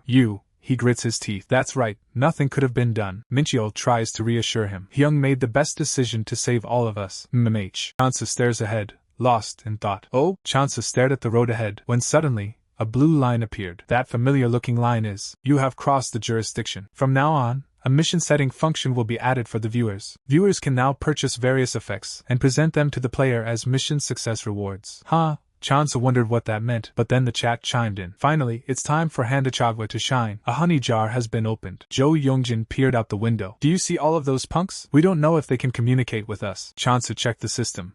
There's no new activated functions. Handachagwa has donated a gem. Handachagwa has donated a gem. Don't worry and just wait. Hyung will train you, Chansu replied. Thank you so much. Yua, I'm really excited. Chansu's eyes widened. Oh, Crawler was still gaining on them. Hey, wait. It's still chasing after us. Joe Youngjin was clearly struggling. Can you go faster? I'm already doing my best. Chansu watched in horror as the distance closed. The gap between us is closing though? Don't tell me. It gets faster the longer it runs straight. Chansu turned to Minchio for help. Minchio, do you know the roads around here? Minchio replied, I'm not sure. Chansu pressed him. Try to think about it. The road. Suddenly, Minchio remembered something. Minchio suddenly yelled, there is a hill up ahead there. Then the speed of the car will slow down. Youngjin, panicking, shouted, hurry and go. Do you want to die? That's right. Do as Minchiol says. Ugh, fine, Minchiol exclaimed. There will be a downhill road if we go a little further. Chansu watched the crawler gain on them. That's good. It's catching up with us. Oh shit, it's, Yongjin screamed. Just a cliff up ahead. Chansu, seeing an opportunity, urged him on. Minchiol, keep going. We all saw that it isn't good at slowing down. Minchiol, bracing for the inevitable, pleaded. Youngnims, hurry and give me a mission. The chat exploded with messages. That's a shame. Is it time for us to say farewell? That man, even when he died he left creatively. I have a ton of gems I want to give. You can't die this easily. Chansu's face contorted in a mix of horror and resignation. Suddenly, a new mission popped up. Handachagwanim requested force validation mission. Details were insane. Handachagwanim's mission: throw your body at the crow by tossing yourself out the window. Reward: absolute prevention of the vehicle departure for 15 seconds. Will take effect as soon as the mission is finished. The chat exploded, one viewer typing, "Hey, you frickin' bastard. How can you sleep after demanding that? Even a maggot would have been faster. A tiger cub as well." The crawler was right on their tail. Yongjin, witnessing Chansu's suicidal intent, screamed, "I hope you suffocate yourself with gas from your anus your whole life." Hyung, what are you doing? Chansu, now halfway out the window, yelled back, "What are you doing? Do you want to die?" "That's right. I'm desperate to die. Let's see who'll die." "You disgusting monster." Desperate, Yongjin gripped the dashboard, begging, "Please." A triumphant notification flashed before Chansu's eyes. "Mission has been completed. Your force has been validated," he screamed. "I did it." Yongjin, wrestling with the steering wheel, shouted, "Everyone hold on." Sharp curve. The car swerved violently as they rounded the corner. Jaya, crawler, however, was still hot on their tail, closing the distance with terrifying speed. Its grotesque form loomed closer. The car teetered precariously on the edge of a cliff. The soldier, still reeling from the near-death experience, asked, "We survived? How? We were so close to falling off the cliff." Chansu and Yongjin sat in silence, catching their breath. Then, a sinister glint appeared in Chansu's eyes. "Handak Hagwanim. Thank you." He followed that up with, "You've got to repay me for saving your life." The car pulled up to the train station. Chansu peered out the window. "That's weird. I thought the radio would gather a lot of people." He scanned the deserted station. "But I don't even see a single ant. Why is that?" "Be extra cautious," Chansu declares. "Let's hide the car nearby, just in case." As they approach the station, Yongjin spots something in the rearview mirror. Zom. Chansu prepares to draw the horde's attention. "I'll draw the attention. You guys head into the station first." "Are you going to be okay, Hyung?" Chansu gives a reassuring smile. "I'll be fine." He immediately runs towards the zombies, yelling, "You bastards!" "Huh!" Chansu shouts to his companions, "This way, Agro 30957. The chat goes wild as Chansu sprints towards the horde, the system announcing, "Cumulative Enhancement Factor 1.4. As Chansu slices through the crawler, he thinks, at first it started with 1. Does that mean the system helped it start at a higher number? I need to properly increase this skill one day. He continues his bloody rampage, carving through the zombie horde. The carnage continues, painting the ground crimson. He turns to his companions, covered in gore. "Don't worry." He wipes the blood from his knife. "I didn't forget." The chat explodes with praise. "Phew, wow, our Chionsu really grew up." "When I think about how he took on 3 zombies at the beginning, lol." Chansu, ever the entertainer, responds to the chat. Hyungnims, why are you bringing up my dark history?" Chansu surveys the aftermath of his zombie beatdown, noting, "My physical strength and reflexes definitely improved." He resolves to put his new cumulative enhancement skill to good use. "But I need to properly make use of this cumulative enhancement skill." Suddenly, a man comes sprinting down the street, desperately crying out, "What is that? Jong Changuk, this bastard, save me." Chansu's eyes narrow in thought. Jong Changuk. Isn't that the name of the mayor? Is that one of his subordinates? The chat weighs in on the situation. Hyungnims, can you help me? But the viewers are split. No, but one brave soul declares, "I will." I'm Handachagwanim. Chansu makes his decision. Yes, let's save him, but the chat isn't happy about it. Hey, there were more people against it. Just then, the man is tackled to the ground by a zombie. "Fuck someone." Crawler tore into the man's neck. The dying man gasped. "Wah, did you say Jong Changuk earlier?" Chansu grinned, a predatory glint in his eyes. The dying man's last words hung in the air as he succumbed to the crawler's attack. The survivor, filled with resentment, muttered, "That bastard. He abandoned me." Chansu turned to him, seeking information. "Are you talking about Jong Changuk, the mayor?" "Yes, we were on our way to the train station, but because of a monster, we had to take another route." Man continued, recounting the mayor's motivations. "He said he heard a revolt, and that he needs to see it for himself. That bastard. After the world turned like this, he changed." Chansu processed the information. "I get the gist of it. Then the mayor should be on his way here too, right?" "Most likely. He has a lot of guards, so he won't die so easily." Minchio, curious, asked, "Guards? Are you talking about his coworkers?" The man clarified, "Not everyone. There are some people that I don't know of. It seems like it's external manpower." Chansu grinned, piecing together the situation. "What kind of power does the mayor hold that he has several people protecting him like he's an important figure?" "I see. This helps helped me a lot. Chance peered around the deserted train station. I haven't seen anything unusual here. If he's inside the station, that's great. He started walking towards the entrance. Then shall we head in, Younghan? Alright, I'm Hwang Cheonsu. Younghan looked at Chansu, confused. We are looking for Korean, huh? Hwang, Cheon? Chance's eyes widened. Oh? Younghan pointed towards the stairs. Over there. Chance spotted a lone figure on the steps. Is that a kid? Hey, why dash? Younghan clapped his hand over Chance's mouth. MH? No, are you crazy? Why would you call for her? There's no way a young girl would be here by herself. Could it be, hey, isn't it that? It doesn't look like Cheonsu is lucky with kids. What is it, Hyungnims? Is it dangerous? Then give me a mission. Hurry. Chat, however, was more interested in the sudden donation. No, are you crazy? Look, Handa Chagwe used 100 gems. 100 gems? Chance's eyes widened at the notification. The 1 gem that we donated to you is similar to 10,000 won. Huh? 100 million. Is that expensive? One of the viewers tried to do the math. What? Math is not matting here. If 1 gem is 10,000, then 100 gems should be 1 mil. Not 100 mil. I'll take off my hands, so speak softly. That doesn't seem like it's human. Suddenly, the girl started running away. The girl, now fully transformed, lunges at them with terrifying speed. Sight is too much for one of the men. Yuwa, I don't think I can. We can't go there. He turns tail and runs. I'm going back. Damn you. He trips and falls. He looks up in horror. There's one more. The transformed girl lets out a deafening shriek. Chance grits his teeth. Why did you have to go here? He analyzes the situation. You're right. It's a silent girl. It's blind, so it moves when it detects sound. Damn it. I'm hearing sounds from above again. Just then, a system notification popped up. Namaster Offerchanim requests a force using a mission. The mission details appeared. Namaster Offerchanim's mission: stay quiet until the silent girl walks past you. Reward: when in contact, make your opponent lose hearing. Can be only used for 1 skill. Time limit 1 minute. Mission? But the chat was going wild. Did she just look at Cheonsu just now? Did she hear me? Did she? He held his breath, trying to remain as still as possible. Finally, another notification. Mission has been completed. You have received the reward. He breathed of relief. She left. Chance stared down at the corpse. Phew. He died brutally. Suddenly, a viewer commented, Yo, what are you doing? You're not going to go up. He paused. Hold on. Found it. He pocketed a business card. I'll take this with me just in case I need it to survive. Let's go. But then, ARGGH. Huh. A zombie lunged at him. Damn it. Who would have known she had the ability to turn people into zombies? This makes it so much more annoying. He crept forward cautiously. Please don't come out. He scanned the area, knife in hand. Where are they? Wait. Go up, Minchio. That voice is. Hurry. Loading. I'm going to go around. Hyungnims. The chat immediately starts chiming in. Yo, are you going to abandon them now? It won't benefit me if I go to rescue them. Even now. Just then, a notification popped up. Namaster Offerchanim requested a reward mission. The system displayed, Namaster Offerchanim's mission: take Yang Mincheol and Jo Youngjin out of the bathroom. Reward: 20 gem. He paused, his eyes widening. 20 gem? He squinted at the bathroom door. Why are they rewarding me for this? The chat was already making demands. Do you want to do a mukbang in this situation? Whenever you rest, eating comes first. Chance scoffed. What do you take me for? Now see for yourselves, Hyungnims. This is the so-called suicide watch operation. Yo, this punk's eyes went all crazy again? The zombie growled. Minchio cried out. We can't run any further. Chance smirked. You, as I expected. He held up a stopwatch, a predatory glint in his eyes. The system flashed.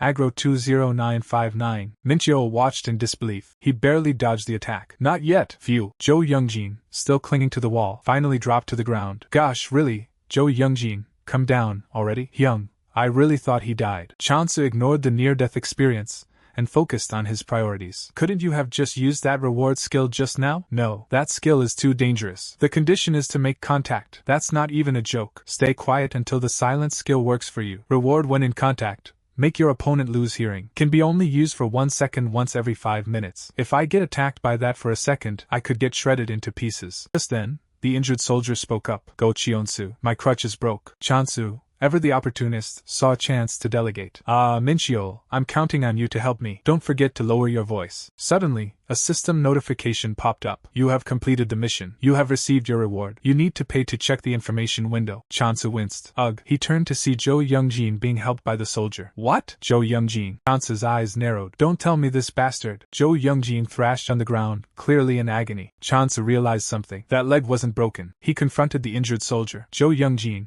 do you know your situation right now? I became weird. Yeah. Meanwhile, a zombie lurked nearby. At this rate, Chance's face hardened. Damn it, I went to such lengths to save him and bring him here. He steeled himself. I'm sorry, Zhou Youngjin. Zhou Youngjin's betrayal stung, but Minchio was more concerned with the immediate threat. Hyung, there's nothing we can do, abandon him. Minchio's panic was evident. What should we do? There's nothing here. Do we hold out until the mayor comes? It seems a bit dangerous here. Chansu, ignoring the moral dilemma, focused on self-preservation. Let's get out of here first, Minchio. Ugh. Suddenly, Chansu paused, noticing something. Huh! He whipped his head around, eyes widening as he saw the zombified soldiers shambling toward them. His expression hardened. Zombified Youngjin groaned, a system message appearing before Chansu. RHH. The train is... Current time 10:43. Train is departure time 10:45. Arrival station Taejun. Coming? There's only a minute until it arrives. There's only a minute left until it arrives. He paused, a grim determination settling over him. Zhou Youngjin. I'll remember. As the player of my exit, if I remember you, I should be able to repay you in some way when I clear this game. Chansu turned to Minchio, his voice firm. Minchio, listen up. I don't want to die either. Okay. The small fries will come running in when the train comes, so you have to brace yourself, alright? The announcement blared over the speakers. The incoming train will go by our station. Suddenly, a voice cried out. Someone's broadcasting. Hyung, it's coming! Chansu shoves them into a metal cart. Get in there. Hurry! The train speeds past the station. Zombies lunge for it, claws outstretched. Chansu knows this is a risky move. It'll attract all the monsters here. He watches the train, a realization dawning on him. But since it's going past our station it will. It's not the high-speed train they expected. Magungwaho? When did it come? That's crazy. They used the KTX as bait, yet they brought out an engine locomotive. Minchio is desperate. Is it waiting for the mayor? You stay here. Are you leaving me here? Chansu reassured Minchio. Don't worry, I won't leave you there. He peered into the train car, but his face fell. Ah shit. Couldn't believe his eyes. What is this? Forget Mayor Jong Chang-guk. There's no one here. Suddenly, he spotted someone. That person is... He racked his brain. I saw that face somewhere. Then it hit him. Arrested pickpocketer in train station on site. Huh? Good news interview with Jang Seoyeon, a conductor that made the world a warmer place. The conductors these days are good at martial arts too. The conductor glared at the train. These jerks from 7.5 Division. Don't tell me they pulled a joke on me? They said if I did what they told me, they'd put me in the shelter, so that's why I came out of the hangar. What the heck is with these bastards? Chansu watched her, a plan forming in his mind. She seems a lot different than when she was interviewed. Anyways, we need to get on this train at all costs. He turned to Minchio. We are a team of two, so we can sway her, but we need to coordinate our movements in approaching her. Minchio, ever eager, popped up from behind a box,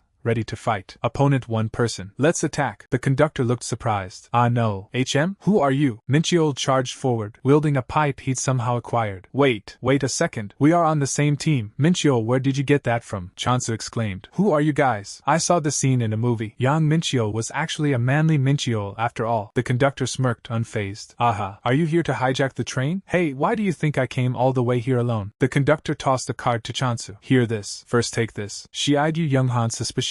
You Younghan? Isn't this person from the city hall? You totally don't look the part. Younghan stepped forward. Something happened. So I came here to tell you the chat, of course. Had to chime in. Yo, this punk is up to something again. Dropped a bombshell. The mayor is dead. The conductor's eyes widened. Huh? What? Younghan elaborated. The mayor is dead? Is that true? Yes, on his way here. He was attacked by a monster. As you see, the only ones alive are us. The conductor's face turned grim. This is complicated. This sound is... I stalled for too long. Let's get out of here before the monsters come barging in. We also want to get on. Just then, the conductor shouted, Wait, I was planning to meet the mayor here. He continued, the only one that has information about the city hall is me. I will do my best to cooperate so that the higher-ups would be on the same page until we reach our destination. Since the mayor died, doesn't that call for a change of plans? What do you think? Ugh, tway. He then declared, Alright, get in. If I bring you, they'll at least put me in the shelter. He paused, noticing Minchio. Wait a second. Of course he's included too, right? What's him too? He doesn't seem like an employee from the city hall. The conductor relented. Then am I supposed to leave him here all alone in such a place, when he's a high school student? Alright, get in too. In return, I'm confiscating that pipe. The train finally began to move. Ha, we're finally departing.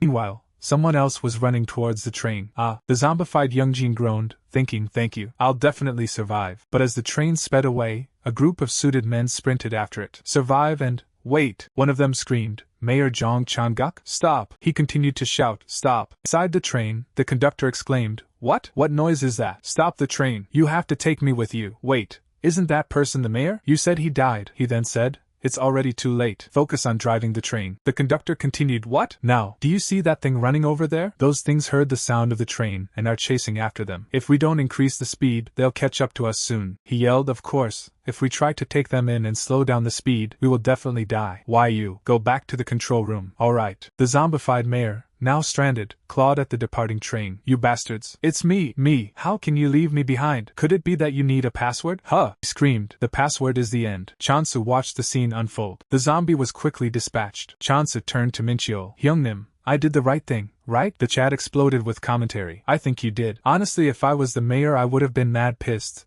LOL. Jo Youngjin rest in peace, he then said. Let's head in. Minchio responded. Yes. The train conductor confronted them. If you don't want to be thrown out, you'll have to properly explain to me. What do you mean? Chansu replied. As I told you, the mayor is dead. There's nothing more to it. The conductor's face contorted in fury. Do you take me as an idiot right now? I do not gain anything for singling the mayor out. From the start, we weren't together. What? Chansu, ever the quick thinker, retorted. You jerk, you're so shameless. What's with you? I haven't introduced myself. I'm Go Cheonsu. The conductor sneered. Go Cheonsu. So you impersonated an employee from the city hall? What was this business card then? Did you Younghan die too? Who the hell are you? I'm a passenger on the train. What do you think? Remember, I only showed you the business card. I never said I was Yi Younghan. The conductor, losing his temper, grabbed Chansu by the collar. As I thought, I should have smacked your head. I'll toss you two out of the window right now. Chansu, trying to defuse the situation, pleaded. Wait, we are only passengers. If I didn't do that, then you wouldn't let us on the train. We had to get on this train at all costs. Chansu explained. How do you think I got that business card from the start? The mayor was the one who abandoned Yu Younghan.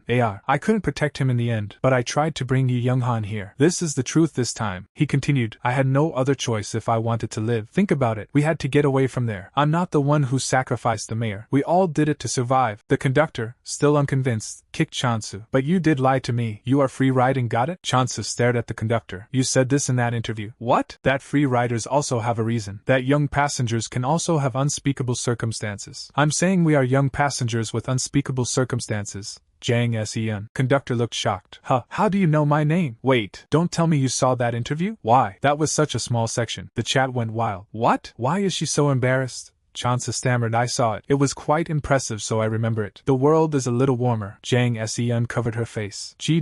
I get it, so stop. Chansu smirked. Oh who? Chansu thought to himself. The viewer count on that wasn't that high. Yet why? What an easy person. He continued his train of thought. Good News was an unpopular publication that wrote about every corner of society with warm content. If he saw my interview then, he's not as bad as he seems. If not, he was unemployed that read anything that came into his eyes. With the zombified soldier dealt with, the conductor turned to Chansu.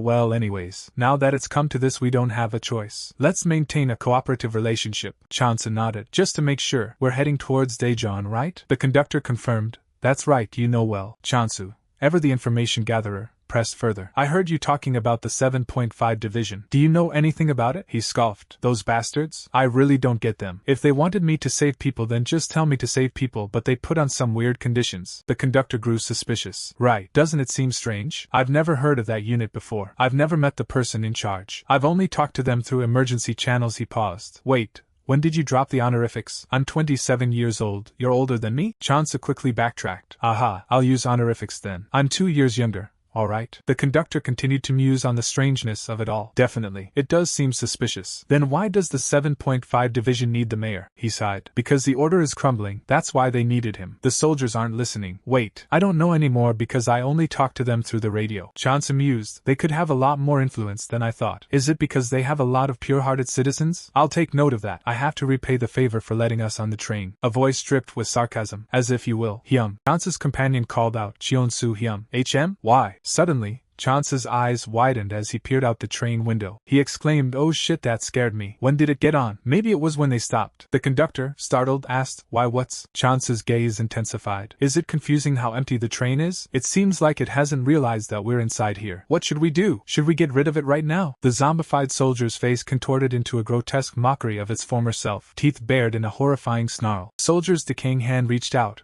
grabbing the conductor by the throat. Right here. Suddenly, a new mission popped up. New owner's mission. Kill the silent girl within 5 minutes. Reward. The ability to steal a person's vision you come in contact with for 10 minutes. Single use. Can choose when to activate, he muttered. Another hard mission, that bastard. Chansu balked at the impossible task. Hyungnim, within 5 minutes is too short. I might die. The chat, of course, had opinions. If it's you, isn't it possible? LMAO, of course new owner would do this. Where's Handachagwa? Go Chansu might die, lol. He sighed, the weight of the mission pressing down on him. Just then, another mission appeared. Handachagwa's mission. Kill the silent girl within 1 hour. Reward. Skill to increase the volume of your voice by 7 times. Can choose when to activate the chat chimed in. Oh, Handachagwanim, you're back? Owner can fuck right off. The chat erupted into chaos. WTF. What do you mean fuck off? You're out of money so your rewards suck ass too. Is the reward important right now? Your mission puts Go Chansu in extreme danger. Owner retorted. Whatever lol. Why do you care what mission I put up? Another user interjected. Handachagwa, you should be the bigger person. Handachagwa snapped back. Shut up. Do you know how much money I just spent trying to save Go Chansu? Overwhelmed by the bickering, Chansu thought, what the hell is this? Why are they fighting right now? So tiresome. For the first time in a while, Go Chansu was facing a difficult fight. He was at his wit's end. Okay, whatever. Hey, don't be foolish. The sound of the train is disrupting her hearing. She can't hear me that well. Skill window. He activated to make the person I come in contact with lose their hearing skill, a single-use ability with a 1-minute duration. Chansu took a deep breath. He charged towards the zombified girl. It's not that way. She gone. For a small body, her strength is insane. Her legs are being scraped on the ground. Go away! I said go away! She can't hear you shout go away because you used the skill to temporarily disable her hearing.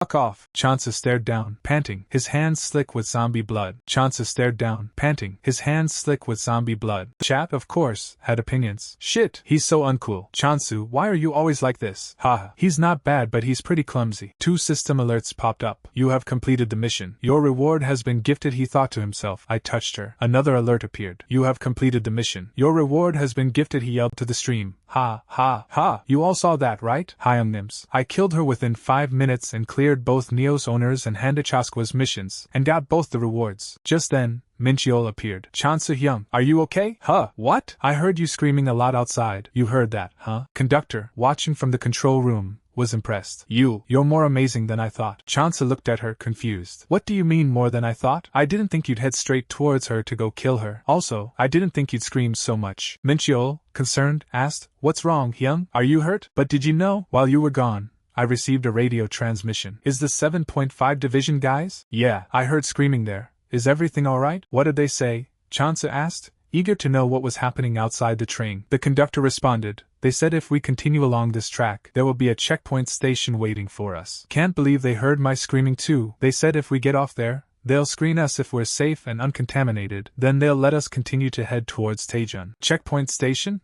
Chansu repeated, his mind racing. Did they say anything about the mayor? The conductor explained further. At first they were going to let me go straight to Taejun, but when I mentioned that the mayor wasn't with us they changed their mind. Also, they asked me to hand over the train to be observed by the mechanic. Chansu, concerned, asked, why? Is something wrong? The conductor sighed. A lot is wrong. Train sped through the night, carrying them further away from the immediate danger. Suddenly, an information window popped up, warning him that the people at the checkpoint station habitually liked to steal from visitors and that it was best to avoid stopping there if possible. It also warned that there was another mini checkpoint station between the checkpoint station and Taejun station, guarded by a small group of people. Chansu mulled over the information. It's recommending me not to stop at the checkpoint station. Hyungnims, please give me one spoiler. Tell me how many people Jang Seoyeon is capable of taking on a fight at once. The chat responded, this spoiler's minor so we should tell him. I guess a small hint is okay. Around 5 people. Jang Seoyeon, noticing Chansu's sudden silence, asked, hey, why did you suddenly stop responding to me? Is something wrong? Chansu turned to her. Miss Jang Seoyeon, can't we just run past the checkpoint station? Jang Seoyeon looked skeptical. Just go past it. I don't think that place is safe. Can you confidently say that they are trustworthy people? Chansu pressed his case. There's a variety of different reasons, but I think handing over the train to them might not be a good idea. There's nothing even wrong with this train right now. I'm also really suspicious about why they suddenly changed their mind after you mentioned that the mayor wasn't with us. Jang Seoyeon considered Chansu's words.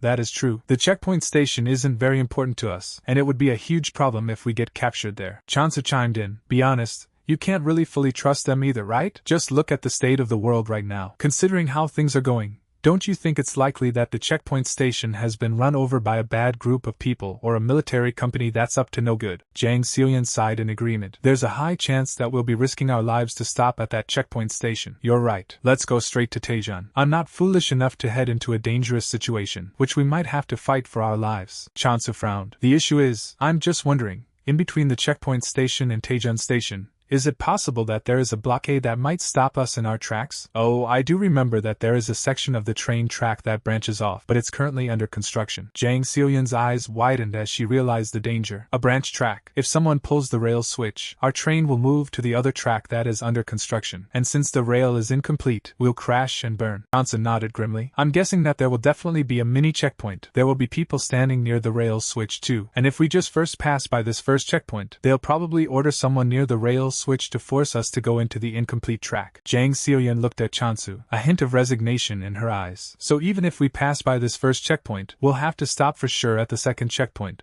won't we? The train approached Dongjin Station. Suddenly a skill window popped up. Skill. An ability to increase the volume of your voice by 7 times single use. Can choose when to activate. Use. As the train neared the checkpoint, Chansu activated the skill, preparing to cause some chaos. The train's coming. Stripping off his shirt for added effect, he screamed at the top of his lungs. The train is broken. The guards at the checkpoint looked on in stunned confusion. The train is broken. Huh. Panic spread among the guards. No one told us the train is broken? What? They're just passing by. What do we do? The train is broken. Jang Seoyun stared at Chansu in disbelief. Hey, what the hell are you doing? And why did you take your shirt off? Chansu replied, I wanted to confuse them more. The people standing guard at the checkpoint probably never received instructions on what to do if the train is broken, and I doubt they have a protocol for these kinds of situations. And if they relay the information that our train is broken, the people at the second checkpoint will be a bit flustered too. Jang Seoyun, still trying to process what just happened, asked, Okay, but how did your voice get so loud all of a sudden? You were louder than the sound of the engine, Chansu casually replied. Don't worry about it. Train continued to barrel through the darkness. Jang Seoyun peered out the window. You were right that something might be off. We're nearing the second checkpoint, but the zombies are still roaming around freely. There's no way the second checkpoint itself is completely safe. Chansu nodded grimly. Let's slowly get ready. When we get out of the tunnel, I'll slow down the train. Chansu turned to Minchio. Minchio, after we're gone, honk the train horn 30 minutes later. Minchio looked surprised. The train horn? The sound of the horn needs to distract them. After you honk the horn, immediately start up the train. Minchio gave a determined nod. You can count on me. You both better come back safely. Jang Seoyun worried. The second checkpoint's up ahead. But will everything be okay? I didn't have time to teach him much about how to control the train. Chansu reassured her. Don't worry. Minchio's memory is the best of the best, she replied.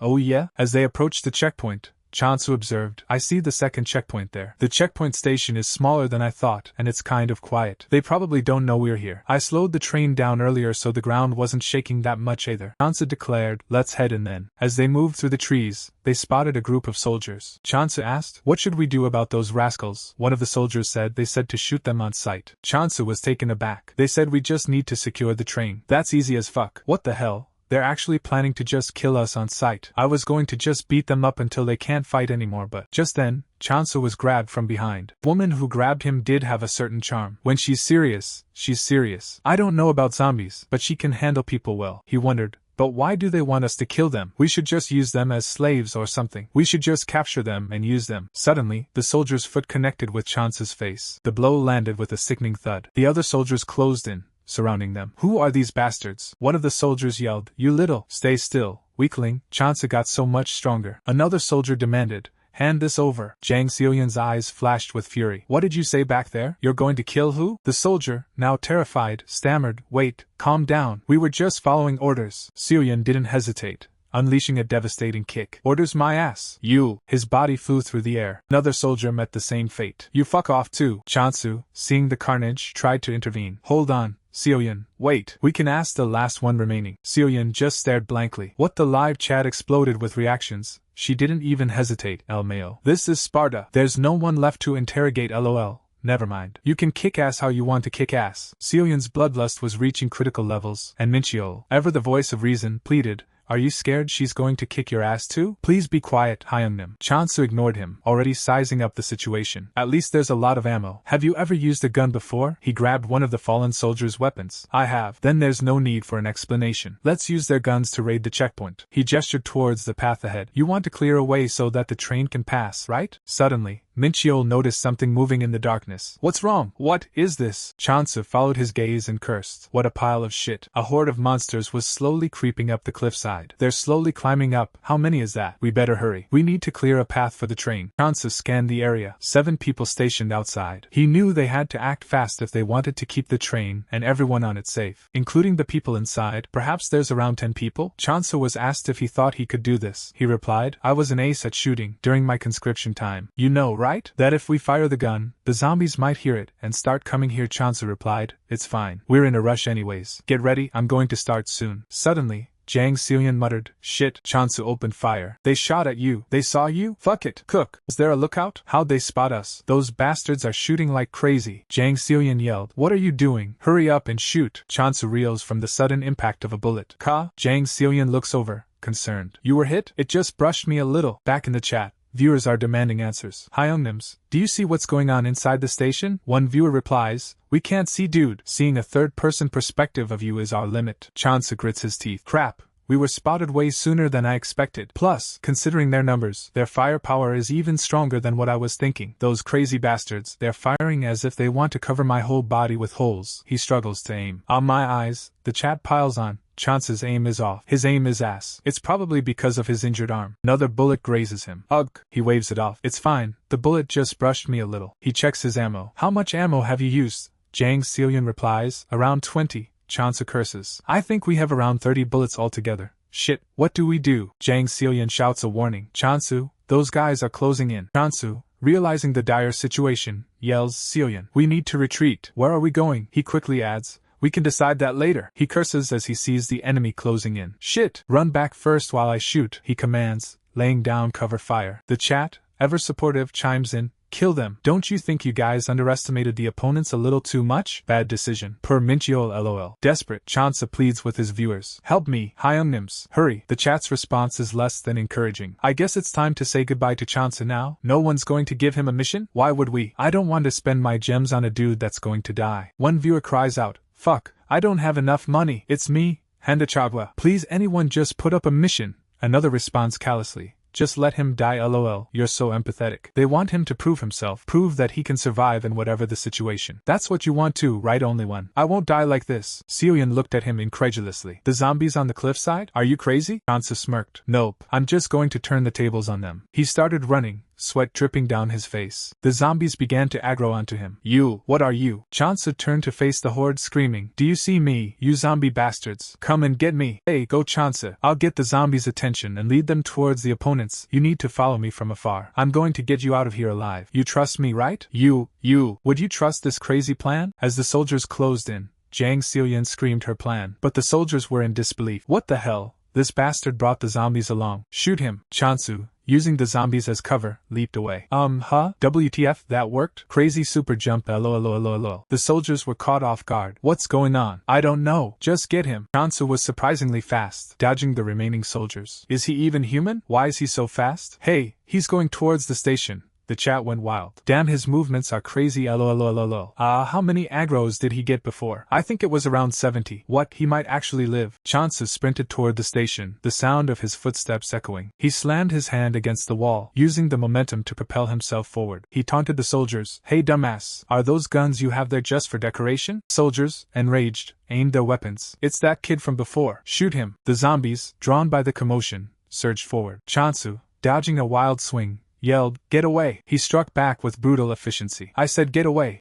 The zombie lunged, but Chansu was too fast. Go Chansu. Get on my back Seolian. They have our train track set towards the broken branch track as we guessed. Hurry, get on my back. What, you already checked that, huh? Get on your back? Why are you so indecisive? He scooped up Jang Seolian and made a break for it, dodging zombies left and right. Hold on, Jang Seolian. Answer me. Jang Seolian. I think she's frozen from shock lol. Jang Seolian. Huh, what? He shouted, trying to spur her into action. He pointed. There, do you see the rail switch? Can you switch it by yourself? The train should be heading towards us soon. Switch it within a minute. I'll stop the zombies from coming this way. Okay, she replied. Chansu turned to face the horde. Get away. How many people are left inside the station? If their numbers get added to the zombies then. Meanwhile, Jang Seolian struggled with the switch. Crap, why are my hands so shaky? She finally managed to throw the switch. Just as Chansu was fending off the undead, he glanced over his shoulder, covered in gore. Jang Seolian, How much longer? Jang Seoyeon shouted. I'm finished. With a final heave, she switched the tracks, just as Chansa delivered a brutal kick to his assailant. The soldier went flying, but as he turned,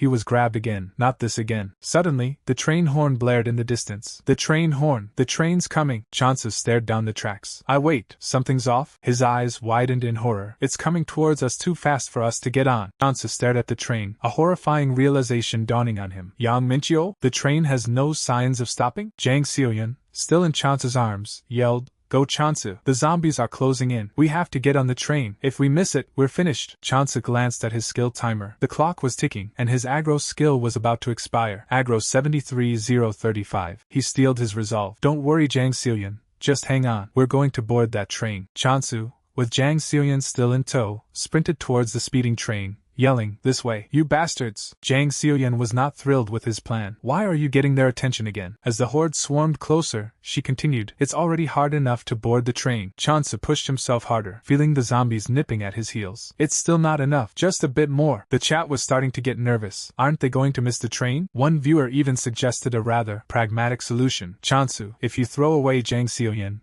you can board the train. Throw her away aggro 89-00:17. Ignoring the chat's questionable advice, Chansa grit his teeth. I just need one more. Suddenly, a surge of power coursed through him. Body power 1000. Crazy bastard. He hit 1000. He's so close to getting on the train. Jang Seoyeon, hang on even if it hurts. He felt a strange sensation. Cook, hold on tight. That bastard Yang Minchio. He barely manages to grab onto the train as it speeds past. Jang Seoyeon, I got you. Chat explodes with a shower of gems. Handachagwanim gave you 1 gem. I knew you could do it. Nowonanim gave you 1 gem. I'm touched. Tumbuonyoniknim gave you 1 gem. What did I tell you, Hyonnims? I won't die. Go Chansu. In front of us. It smells like blood. He really dead? Please remove the zombie's body and stand over there. Yang Minchio. His whole body is covered in blood. I can't even tell if he was actually bitten. Yang. Hey Chansu. Isn't it better to just shoot him in the head right now? Hey, Chansu is not that kind of guy. He's pissed. Stay quiet. Chansu desperately called out, Yang Minchio.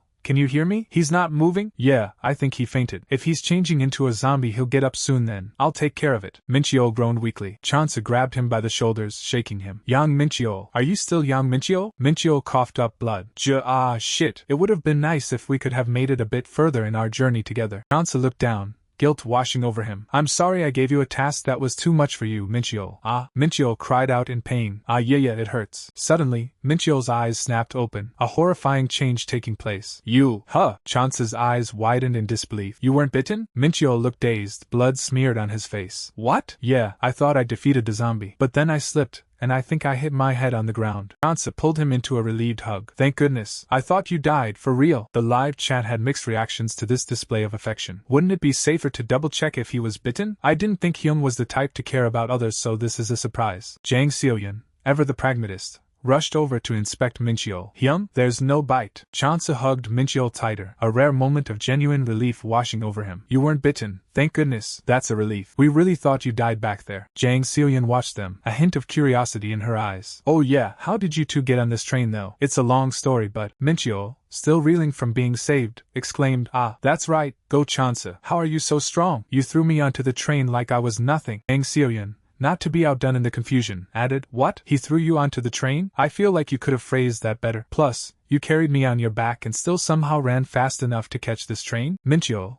clearly offended by the comparison, protested, Don't look at me like I'm trash, or you'll hurt my feelings. It wasn't like that. Hyung, still, how could you just pick up someone and throw them? Chansu, ever the showman, seized the opportunity to explain his newfound strength. I was trying to save her. I guess since we were in danger I must have had an adrenaline rush. This is what people mean when they say when you suddenly get superhero strength in times of danger. That's very interesting. I've heard about that but I didn't know it was actually possible. A human's will to live is insane. Suddenly, the radio crackled to life, interrupting their banter. Please let go of my collar, and then compliment me. Oh, sorry. The voice on the radio continued, Excuse me, requesting a response. Is anyone there? Jang Seoyeon's eyes widened as she recognized the transmission. Is that the 7.5 division? What should we do? The second checkpoint must not have relayed any messages to them? Probably because Chansu obliterated them. LOL. Yes, someone is on board. Please identify yourself. I'm just a passenger. Did you undergo the inspection procedure at the checkpoint station? Are they testing me? You received a message from the checkpoint station, correct? Our train was broken. We managed to fix it and arrive at the second checkpoint, but it was filled with zombies. Lying time on. The zombies were closing in on us. We tried to escape with all the militant officers, but the zombies were too much, and they all died. I am the only one who made it out alive. You are the only one remaining? Yes, the train conductor was bitten. She started up the train for me and then proceeded to end her life so that she wouldn't put me at risk. What do you mean I died? What should I do? You're from the 7.5 military division, right? Yes, I am. But are you really the only one there? Excuse me? I can't hear you. The connection is bad. What? Wait, you. The connection is really bad. You're getting cut off. I just have to make it to Taejun Station, right? Yes? Just come to Taejun Station. Put on the brakes when you get here. We'll take care of the rest. You're such a shameless actor, Chansu. Ever the professional, retorts. Please just call it showmanship. We can't use this train all the way to Taejun Station. Jang Seoyeon considers their options. Is there a place on the way where we can stop this and get off? She taps her chin thoughtfully. If you want a place near Taejun, but still secluded enough that they won't see us. Minchio pipes up. There's a forest that should be near a main street leading to Taejun. It's quite peaceful. Chansa glances at Minchio's makeshift weapon. Minchio, are you able to use that? The Chad is already on it. It seems he likes it. That's Minchio's special pipe. Chansa needs to get a better weapon too, ASAP. Train screeches to a halt, and they disembark into the eerie quiet of the forest. Chansa frowns, noticing the unnatural stillness. It's so quiet that it's weird. If it's a forest this thick, there should be at least some birds chirping. The trio ventures deeper into the woods, weapons at the ready. Suddenly, Chansa stops dead in his tracks. Just now, Chansa paused, his senses on high alert. Did you hear something? I'm not sure. He turned to his chat for guidance. Hyungnims, did you see anything? No, I just heard your footsteps. Cursed under his breath. Crap. Chansa strained his ears. I can hear something but. He turned to Jang Seoyeon for answers. Jang Seoyeon, how big is this forest? If you don't get lost, I think the trail that goes from one end to another takes about 20 minutes to walk. The problem is that it's so dark. Minchio stepped forward, eager to help. Hyung, I'll lead the way. I took a look at the map. Chansa nodded. As expected, lead the way. The trio continued their trek through the forest, the only sound the crunching of leaves under their feet. Chansa screamed, Yang Minchio. Minchio was caught completely off guard. Yuk! Chansa shoved him back with all his might. Get back! A tree branch? Minchio, clearly terrified, exclaimed, Hyungnim. Are you serious? This is too much. There are plant monsters now. Are you serious? It's terror. That's why we couldn't notice it, Chansu exclaimed, his eyes wide with disbelief. Terror? Then this whole forest is the home of plant monsters, he realized, his voice laced with dread. The plant monster loomed, its menacing form casting long shadows. Jang Seoyeon sliced through the air with her blade. This annoying thing. Jang Seoyeon, wait a minute. Chansu assessed the situation, a plan forming in his mind. Their attacks are fast, but their overall movement is slow and sluggish. It'll be better for us to just run away. Minchio, lead the way. Minchio nodded, ready to take point. Will do. We'll go through a side road, he shouted as he led the charge, the trio sprinting through the dense forest. The plant monster crashed through the trees, limbs flailing wildly. Forest canopy exploded as the monster gave chase. Chansa yelled, we need to turn left. Minchio pushed forward, adrenaline pumping. Good. At this rate we'll be able to get away. A massive tendril lashed out, narrowly missing Chansu. The plant monster's attack slammed into the ground where Chansu had just been standing. Suddenly, the monster's attack connected. Go Chansu! Cook! Chansu's eyes widened. Shit. The sheer size of the monster dwarfed them all. Why is it so big? Just then, another tendril shot out. Minchio, behind you. Chansu made a split-second decision. Minchio, you go on ahead. We'll find a way out and meet up with you at the entrance. Minchio hesitated, fear etched on his face, but Hyung the road. A sickening thud echoed as the monster's attack landed. Chansa grimaced at Minchio. Hurry up and go. Minchio, with a final cry, turned and fled. You two better stay safe. Two were left to face the monstrous tree-like creature alone. Jang Seoyeon unleashed a blast of energy. Stop coming at us. Chansa frowned, noticing something was off. Something's weird. Why isn't my aggro skill activating? A notification popped up. Because they're not actually targeting you specifically. They don't have ears or eyes. Chance's eyes widened as his aggro skill failed to trigger. Aggro 1950. So it's true. He shouted a warning to his companion, Jang Seoyeon. Don't hit them. They only sense us as opponents if we make contact with them. Chance's eyes widened. Then we'll be at a disadvantage the more we attack them. He grabbed Jang Seoyeon's arm. We'll just go around and take a different direction, she replied. Oh, okay. Chance took off, leaving Minchio in the dust. Minchio, please stay alive. Panting heavily, Minchio finally reached the edge of the forest. It's the entrance. He glanced back, relieved. There's no more soil on the ground. They stopped following me. Minchio's expression turned worried. Hyung, What do I do now? It'll be dangerous if they lose their way in that forest. Meanwhile, Chansu and Jang Seoyeon were safe and sound. They embraced, relieved to be done with that mess. Hyung said to wait for them at the entrance, but Minchyo cautiously approached the entrance of the forest. He spotted a convenience store. He peered inside. There's no one here, right? He grabbed some soju and towel wipes. Looking at the cigarettes, he thought, no, I won't take that. I've quit smoking. He put the items in his bag. Hyung, just wait a bit. Minchyo, not one to be left out, decided to craft a makeshift torch using the soju and towel wipes. Brandishing his flaming weapon, he charged into the darkness, screaming, I'll kill you all! The torch blazed, illuminating the grotesque forms lurking in the shadows. Minchyo swung wildly, the creatures recoiling from the flames. He watched as the creatures scattered. It's running away! He grinned, realizing the monsters weren't as tough as they looked. What? They're pretty weak. Waving the torch triumphantly, he taunted the fleeing creatures. That's right, keep running. Creatures burst into flames, writhing in agony. Ha ha! He recoiled, screaming, get away! The creatures detonated in a series of fiery explosions. What's this? They're exploding? The force of the blasts knocked the wind out of him. Ha! Staring at the inferno, Chansun knew he was in deep trouble. I'm fucked. He screamed. Get away! The force of the explosion sent him flying backwards. He watched in horror as the tree itself began to warp and bubble. He scrambled to his feet, realizing the danger. They stopped. They'll explode soon, so be careful. Just then, Seoyeon appeared, blasting the tree with a hose. What are you doing? Get over here quick! The tree exploded in a shower of sparks. Seoyeon grabbed his arm, pulling him away from the blast zone. We have to run away quickly. Hurry! Wait, my companions! No time to worry about your companions. Don't you see those monsters closing in? Seoyeon yelled, panic lacing her voice. She grabbed Chansu and Minchyo, pulling them along a path hidden from the map. It's this way. Hurry! This road wasn't even on the map. Minchyo looked back, his face etched with worry. Suddenly, Chansu spotted a sewer entrance. Go down!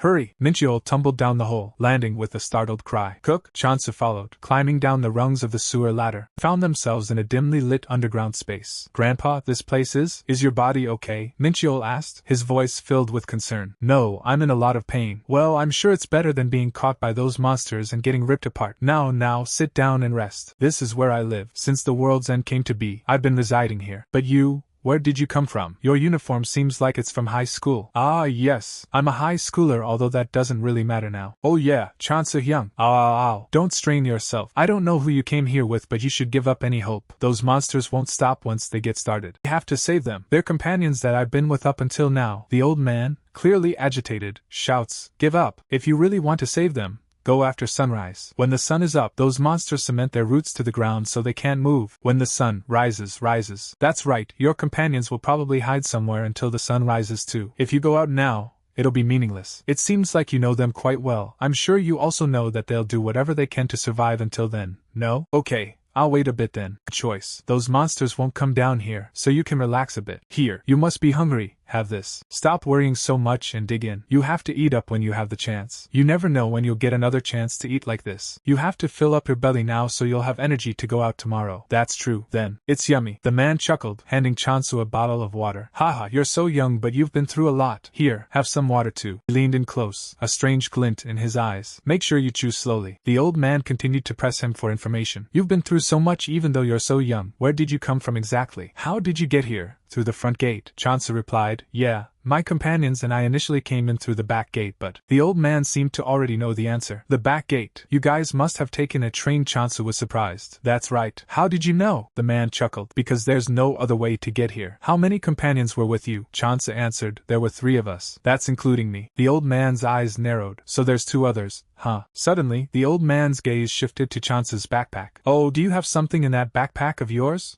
Chansu jumped, startled. What? Oh, just a bit of food. The old man reassured him. Why are you so startled? I'm not going to steal from you. I was just going to give you some food if you were running low. I actually stored too much here for one person. Chansu, feeling grateful, waved his hands dismissively. Oh, it's okay. You've already done so much for me. The old man insisted. Just let me know if you ever want more. You can use that bed over there. Chansu refused. No, I couldn't. The old man chuckled, patting him on the back. Don't worry. I have an extra mattress in case someone like you shows up. The old man gestured towards a bed. Sleep well. I'll see you in the morning. Lying in the makeshift bed, Chansu stared at the ceiling. I'm so anxious I can't fall asleep. Minchyo, in his own bed, thought about their benefactor. He's amazing for his age. He seems healthy and is so prepared for everything. Is this what you call an elder's wisdom? Chansu, still wide awake, felt a pang of guilt. He even gave me some of his food, but all I do is be suspicious of him. Minchyo mumbled in his sleep. Hyung. The chat chimed in. ever helpful. I'm sure you're having a hard time right now trying not to die. Chansa thought about the snack the old man had given him. That snack was so delicious. As Chansa drifted towards sleep,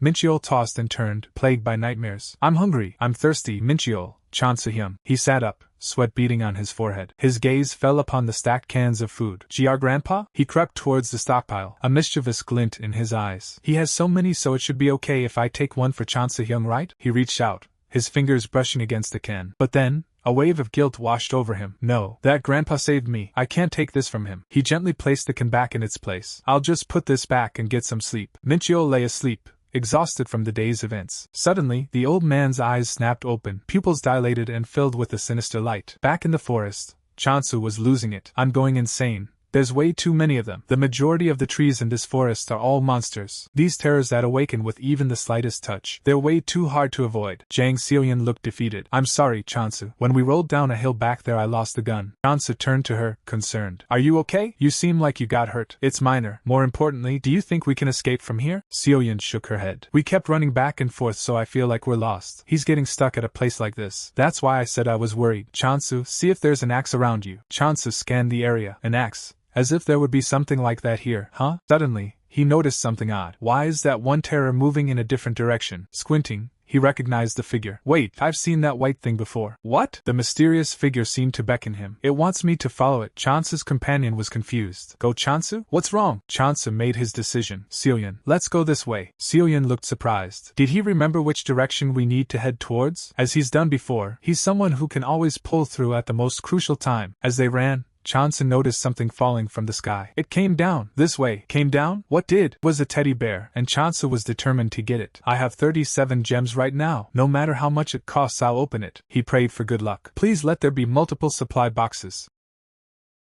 But his hopes were immediately crushed when he saw the price. What is this, Hyungnims? Why does this one cost 72 gems? The chat exploded with laughter. Whoa, 72 gems? Lol. Rip, lol. What are you going to do? Chansu was in disbelief. It's always been like 1 gem, or 5 gems up until now. How could you suddenly drop this bomb of a price on me at this time? A message from the system appeared. The price reflects how good the prize is inside. Oh, we never mentioned that. Oopsie P. Chansu screamed. What the hell? What's with you? Chansu was losing it, fixated on the supply box and its outrageous gem cost. The gems? There's this thing where gems. Seoyeon, there's this supply box here, but the gems? What the hell are you talking about, you lunatic? Seeing this just made me lose my sanity and hope even more. Seoyeon slapped him, trying to bring him back to reality. Snap out of it. Go Chansu. I don't know what you saw, but we'll find it later. The monsters are closing in again. Hurry up. Everything's fucked. She screamed as they were once again surrounded by the tree monsters. Chansu thought desperately, trying to formulate a plan. Should I just kick every single terrorist here and just use my aggro skill? No, if that goes haywire. He needed to think strategically. Let's think. Those monsters are trees, so if we want to fight them safely. His eyes widened as he realized the solution. We need fire, water. Just then, the monsters stopped advancing. They stopped? Just then, a voice called out in the darkness. Here, this way. I'll help you. Come here. Seoyeon, hearing the call, grabbed Chansu's arm. There's someone here? Let's just head that way for now. Chansu, however, looked concerned. Shit. Seoyeon, undeterred, urged him forward. We have no other option right now. There's a shelter nearby. Follow me. Minchiol lay under the covers, groaning. He felt disoriented and weak. Something's wrong. What's happening? I'm so dizzy and my body feels heavy. I want to get up but I can't. The old man watched him, a strange expression on his face. What's happening? It seems like you're still awake, but there's still a long time to go before sunrise. Minchiol, still under the covers, felt something was terribly wrong. Grandpa, my body feels weird. I'm so sleepy. The old man's expression didn't change. That's strange. Why would you consider being sleepy to be a weird thing? He continued to stare at Minchiol with a sinister smile. Why don't you just let yourself fall asleep? Don't worry and close your eyes. I'll look over you. Minchiol's eyes widened, realizing something was amiss. No way. The old man's smile widened. Maybe it's because you're still young, but you seem to be resisting pretty well. But you should probably stop trying to resist. If you sleep tight until sunrise, everything will be all over. Panic set in. What do you mean over?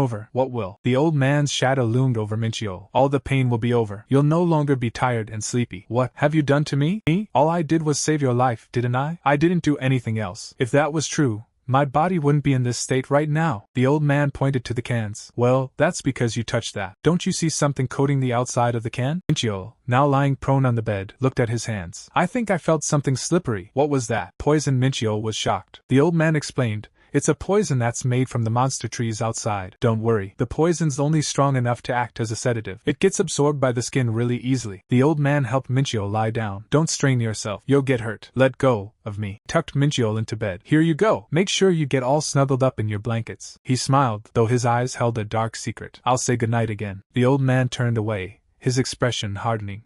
Shit, I have to let them know that he's a dangerous person. He glanced back at the sleeping Minchio one last time. I'll see you in the morning. The next morning, Minchio was already up and about. Chansu-hyung, what is this? A bunker? Chansu gestured towards the hole in the ground. Hurry up and get inside. No, you go first. Minchio, struggling under the old man's weight, pleaded. Hurry up. Why is he so strong? I can't resist him. You helped us. I don't want to be rude. You go down first. The old man relented. Fine then. Make sure you close the door behind you. With a final slam, the heavy metal door sealed shut, plunging the trio into darkness. Chansu took a deep breath, relieved. Phew, we survived. You guys were in real danger. He glanced around the room, noting the rows upon rows of books. The bookshelves are completely full. Ki-sung extended a hand, a warm smile on his face. There's plenty of time to look around. Shall we introduce ourselves first? I'm Yu Ki-sung. Jang Seolyan bowed slightly. Thank you so much for your help. I'm Jang Seolyan. Chansu shook Yu Ki-sung's hand. I'm Go Chansu.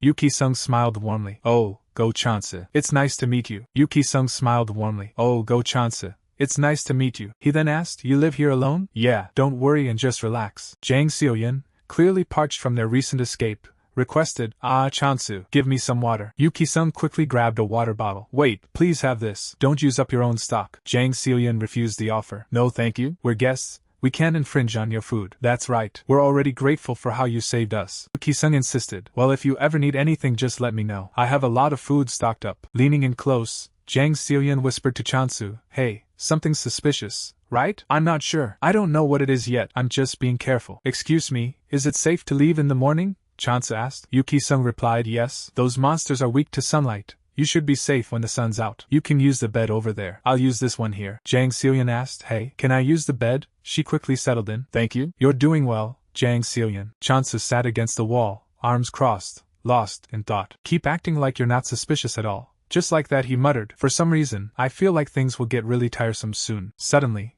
a creaking sound echoed through the room. The chat exploded with speculation. What's this? Is he trying to bash Chansu's head in? Wake up, kid! Hey, Go Chansu, get your head in the game. Be careful. What are you doing? Ki-sung stammered. You scared me. I thought you were cold, so I was going to give you a blanket. The chat was having a field day. We got you. You're so mean. LOLOL. It was obvious he was just trying to give you a blanket, Chansu thought. There, toying with me, huh? Yu Ki-sung continued, please sleep. The ground is hard, so I'll lay out a mat as well, Chansu replied. Oh, thank you. Chansu finally settled in for the night. Phew. He stared at the ceiling. This feels so foreign. It's been so long since I was able to lie down comfortably. Sleep threatened to overtake him, but one thought lingered in his mind. I wonder how Minchio is doing. Chansu, don't sleep, Chansu retorted. I'm not sleeping. Hyundams, the chat sniped back. You were drooling, he shot back. Well, she's sleeping soundly. You think I don't want some sleep too? To be fair, I guess I have skills and stats. It would be difficult for a regular human to even keep up with me. I shouldn't fall asleep. Resist. I have to resist. Despite his best efforts, the exhaustion was too much to bear. He finally fell asleep, the guy wearing the track pants. He woke up later and headed to the bathroom. Hyundams. What should I do now? The chat responded. You're always so suspicious of everyone. This place even has a washroom. If I wasn't suspicious of everyone, I wouldn't have survived until now. Meanwhile, Chansu's paranoia grew. He knew that the terrorists only moved during the night, but still he came outside despite the fact that it's dangerous. He peered around the corner. His eyes narrowed. I have to find out what kind of person he is. There aren't any surveillance systems in here. Chansu examined the bunker's supplies. He picked up a can of peaches, inspecting it closely. His eyes widened. Hyundams. Do you see this? The logos on the lid and the can are different. Chansu realized this probably means he's opened the cans before, put something inside and then recapped them. He thought to himself, wow, that's scary. That is kind of suspicious. Let's attack him first. Suddenly,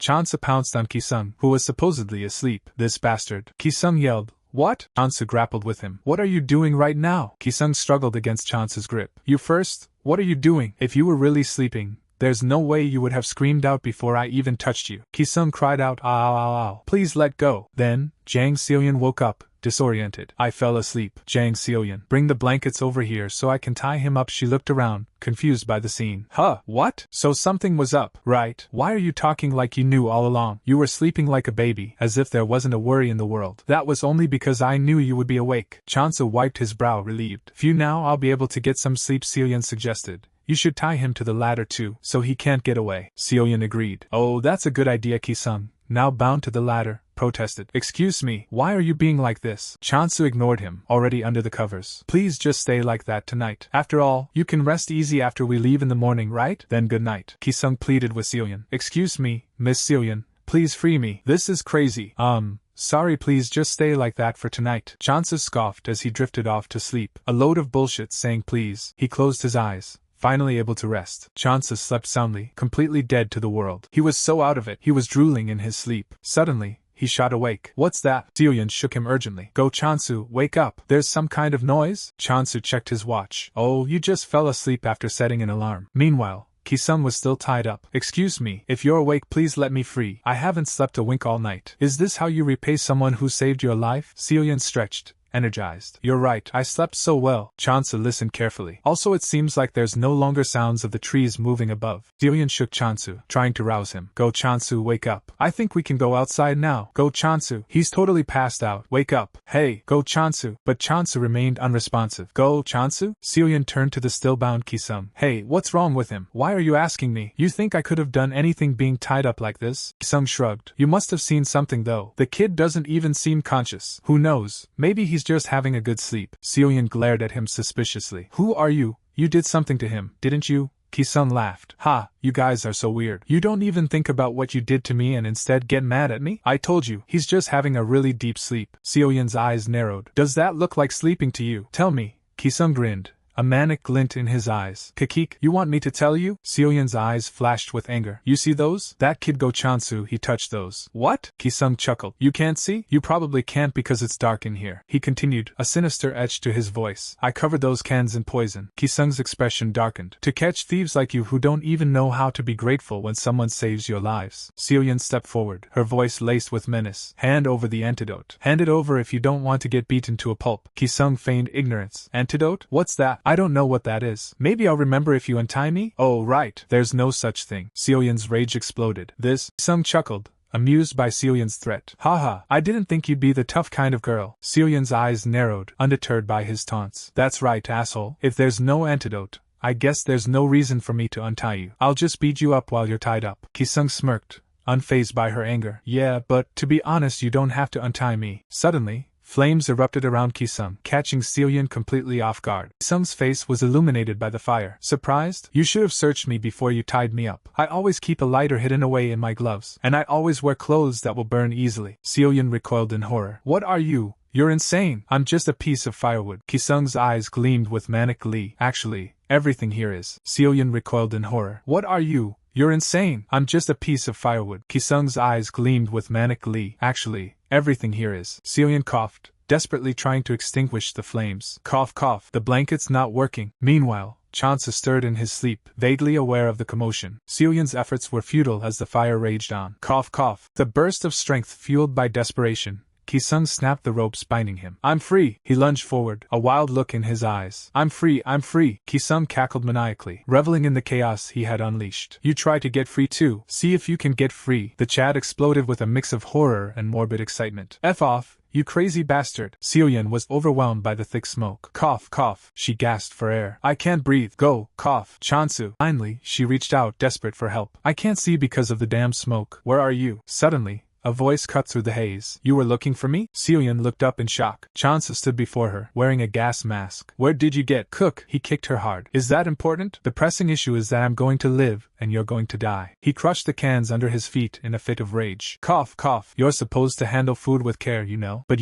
I'm thankful to you guys. I was in need of fertilizer anyways. Fertilizer? Yeah, fertilizer. You guys bother the trees that I'm raising. You think I'll just let you guys go? If I had burned up completely back there, I'm sure I'd become fertilizer too. Yeah, that's what Grandpa would do. Shit, if he was just a regular, sane person, I wouldn't be having such a hard time right now. No, I can't give up here. Go Chansu.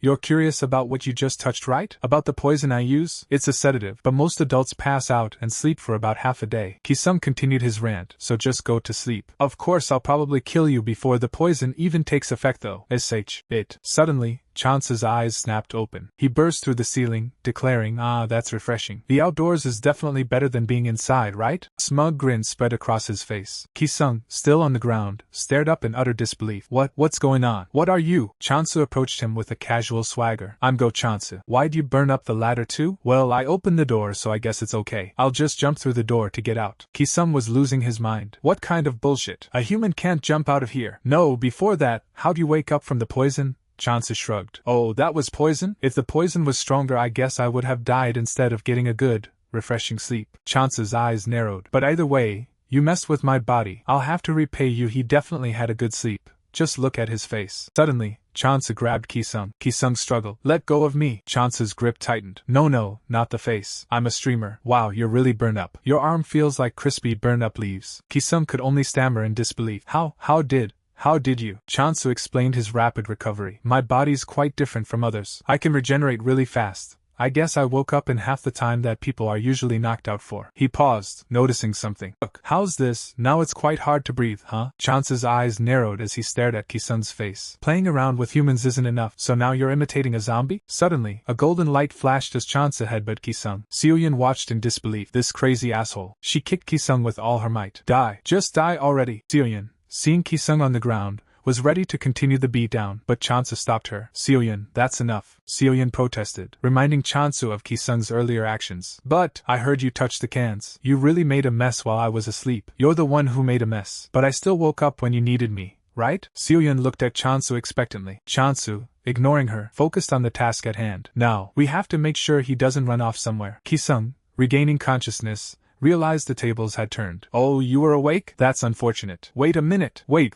Chansu stared down at him, a predatory glint in his eyes. "Why are you so afraid? You even lit your own body on fire. Maybe you just don't like it when others are hurting you." Desperate, Kisung cried out for help. Grandpa! Cornered and desperate, Kisung yelled, "Grandpa! It's this way." Chansu pressed him for information. "Answer me. Are there anyone else here, in these woods, other than you?" Meanwhile, someone was digging in the woods. "Phew, weather's really nice today. Why is Kisung so late today?" Suddenly, that same someone stumbled upon Kisung, tied up. "You're already awake?" He chuckled, as expected of the youth. "I guess I better hurry." Dirt rained down on Kisung as he yelled, "Yup, what is this?" The old man looked down at him with a smile. "You're awake?" Kisung panicked. "Where is this place? Get me out of here." The man simply replied, "Can't do that." The old man's face darkened. "I've already offered you as fertilizer." Roots writhed around Kisung as the old man continued digging. "They move even during the day. Don't worry. It's just their roots. They won't move aggressively other than to absorb nutrients." Kisung's eyes widened in terror. "Triants!" he screamed. "Get me out of here. I said get me out of here, you crazy bastard." The old man lectured Kisung. "A young man shouldn't use foul language. This is why I like plants. They never complain like humans do," he added as he continued to dig. "If they have nutrients, they quietly grow. If they don't, they quietly die." Enough of this. Suddenly, Kisung was stabbed. "Don't be stupid."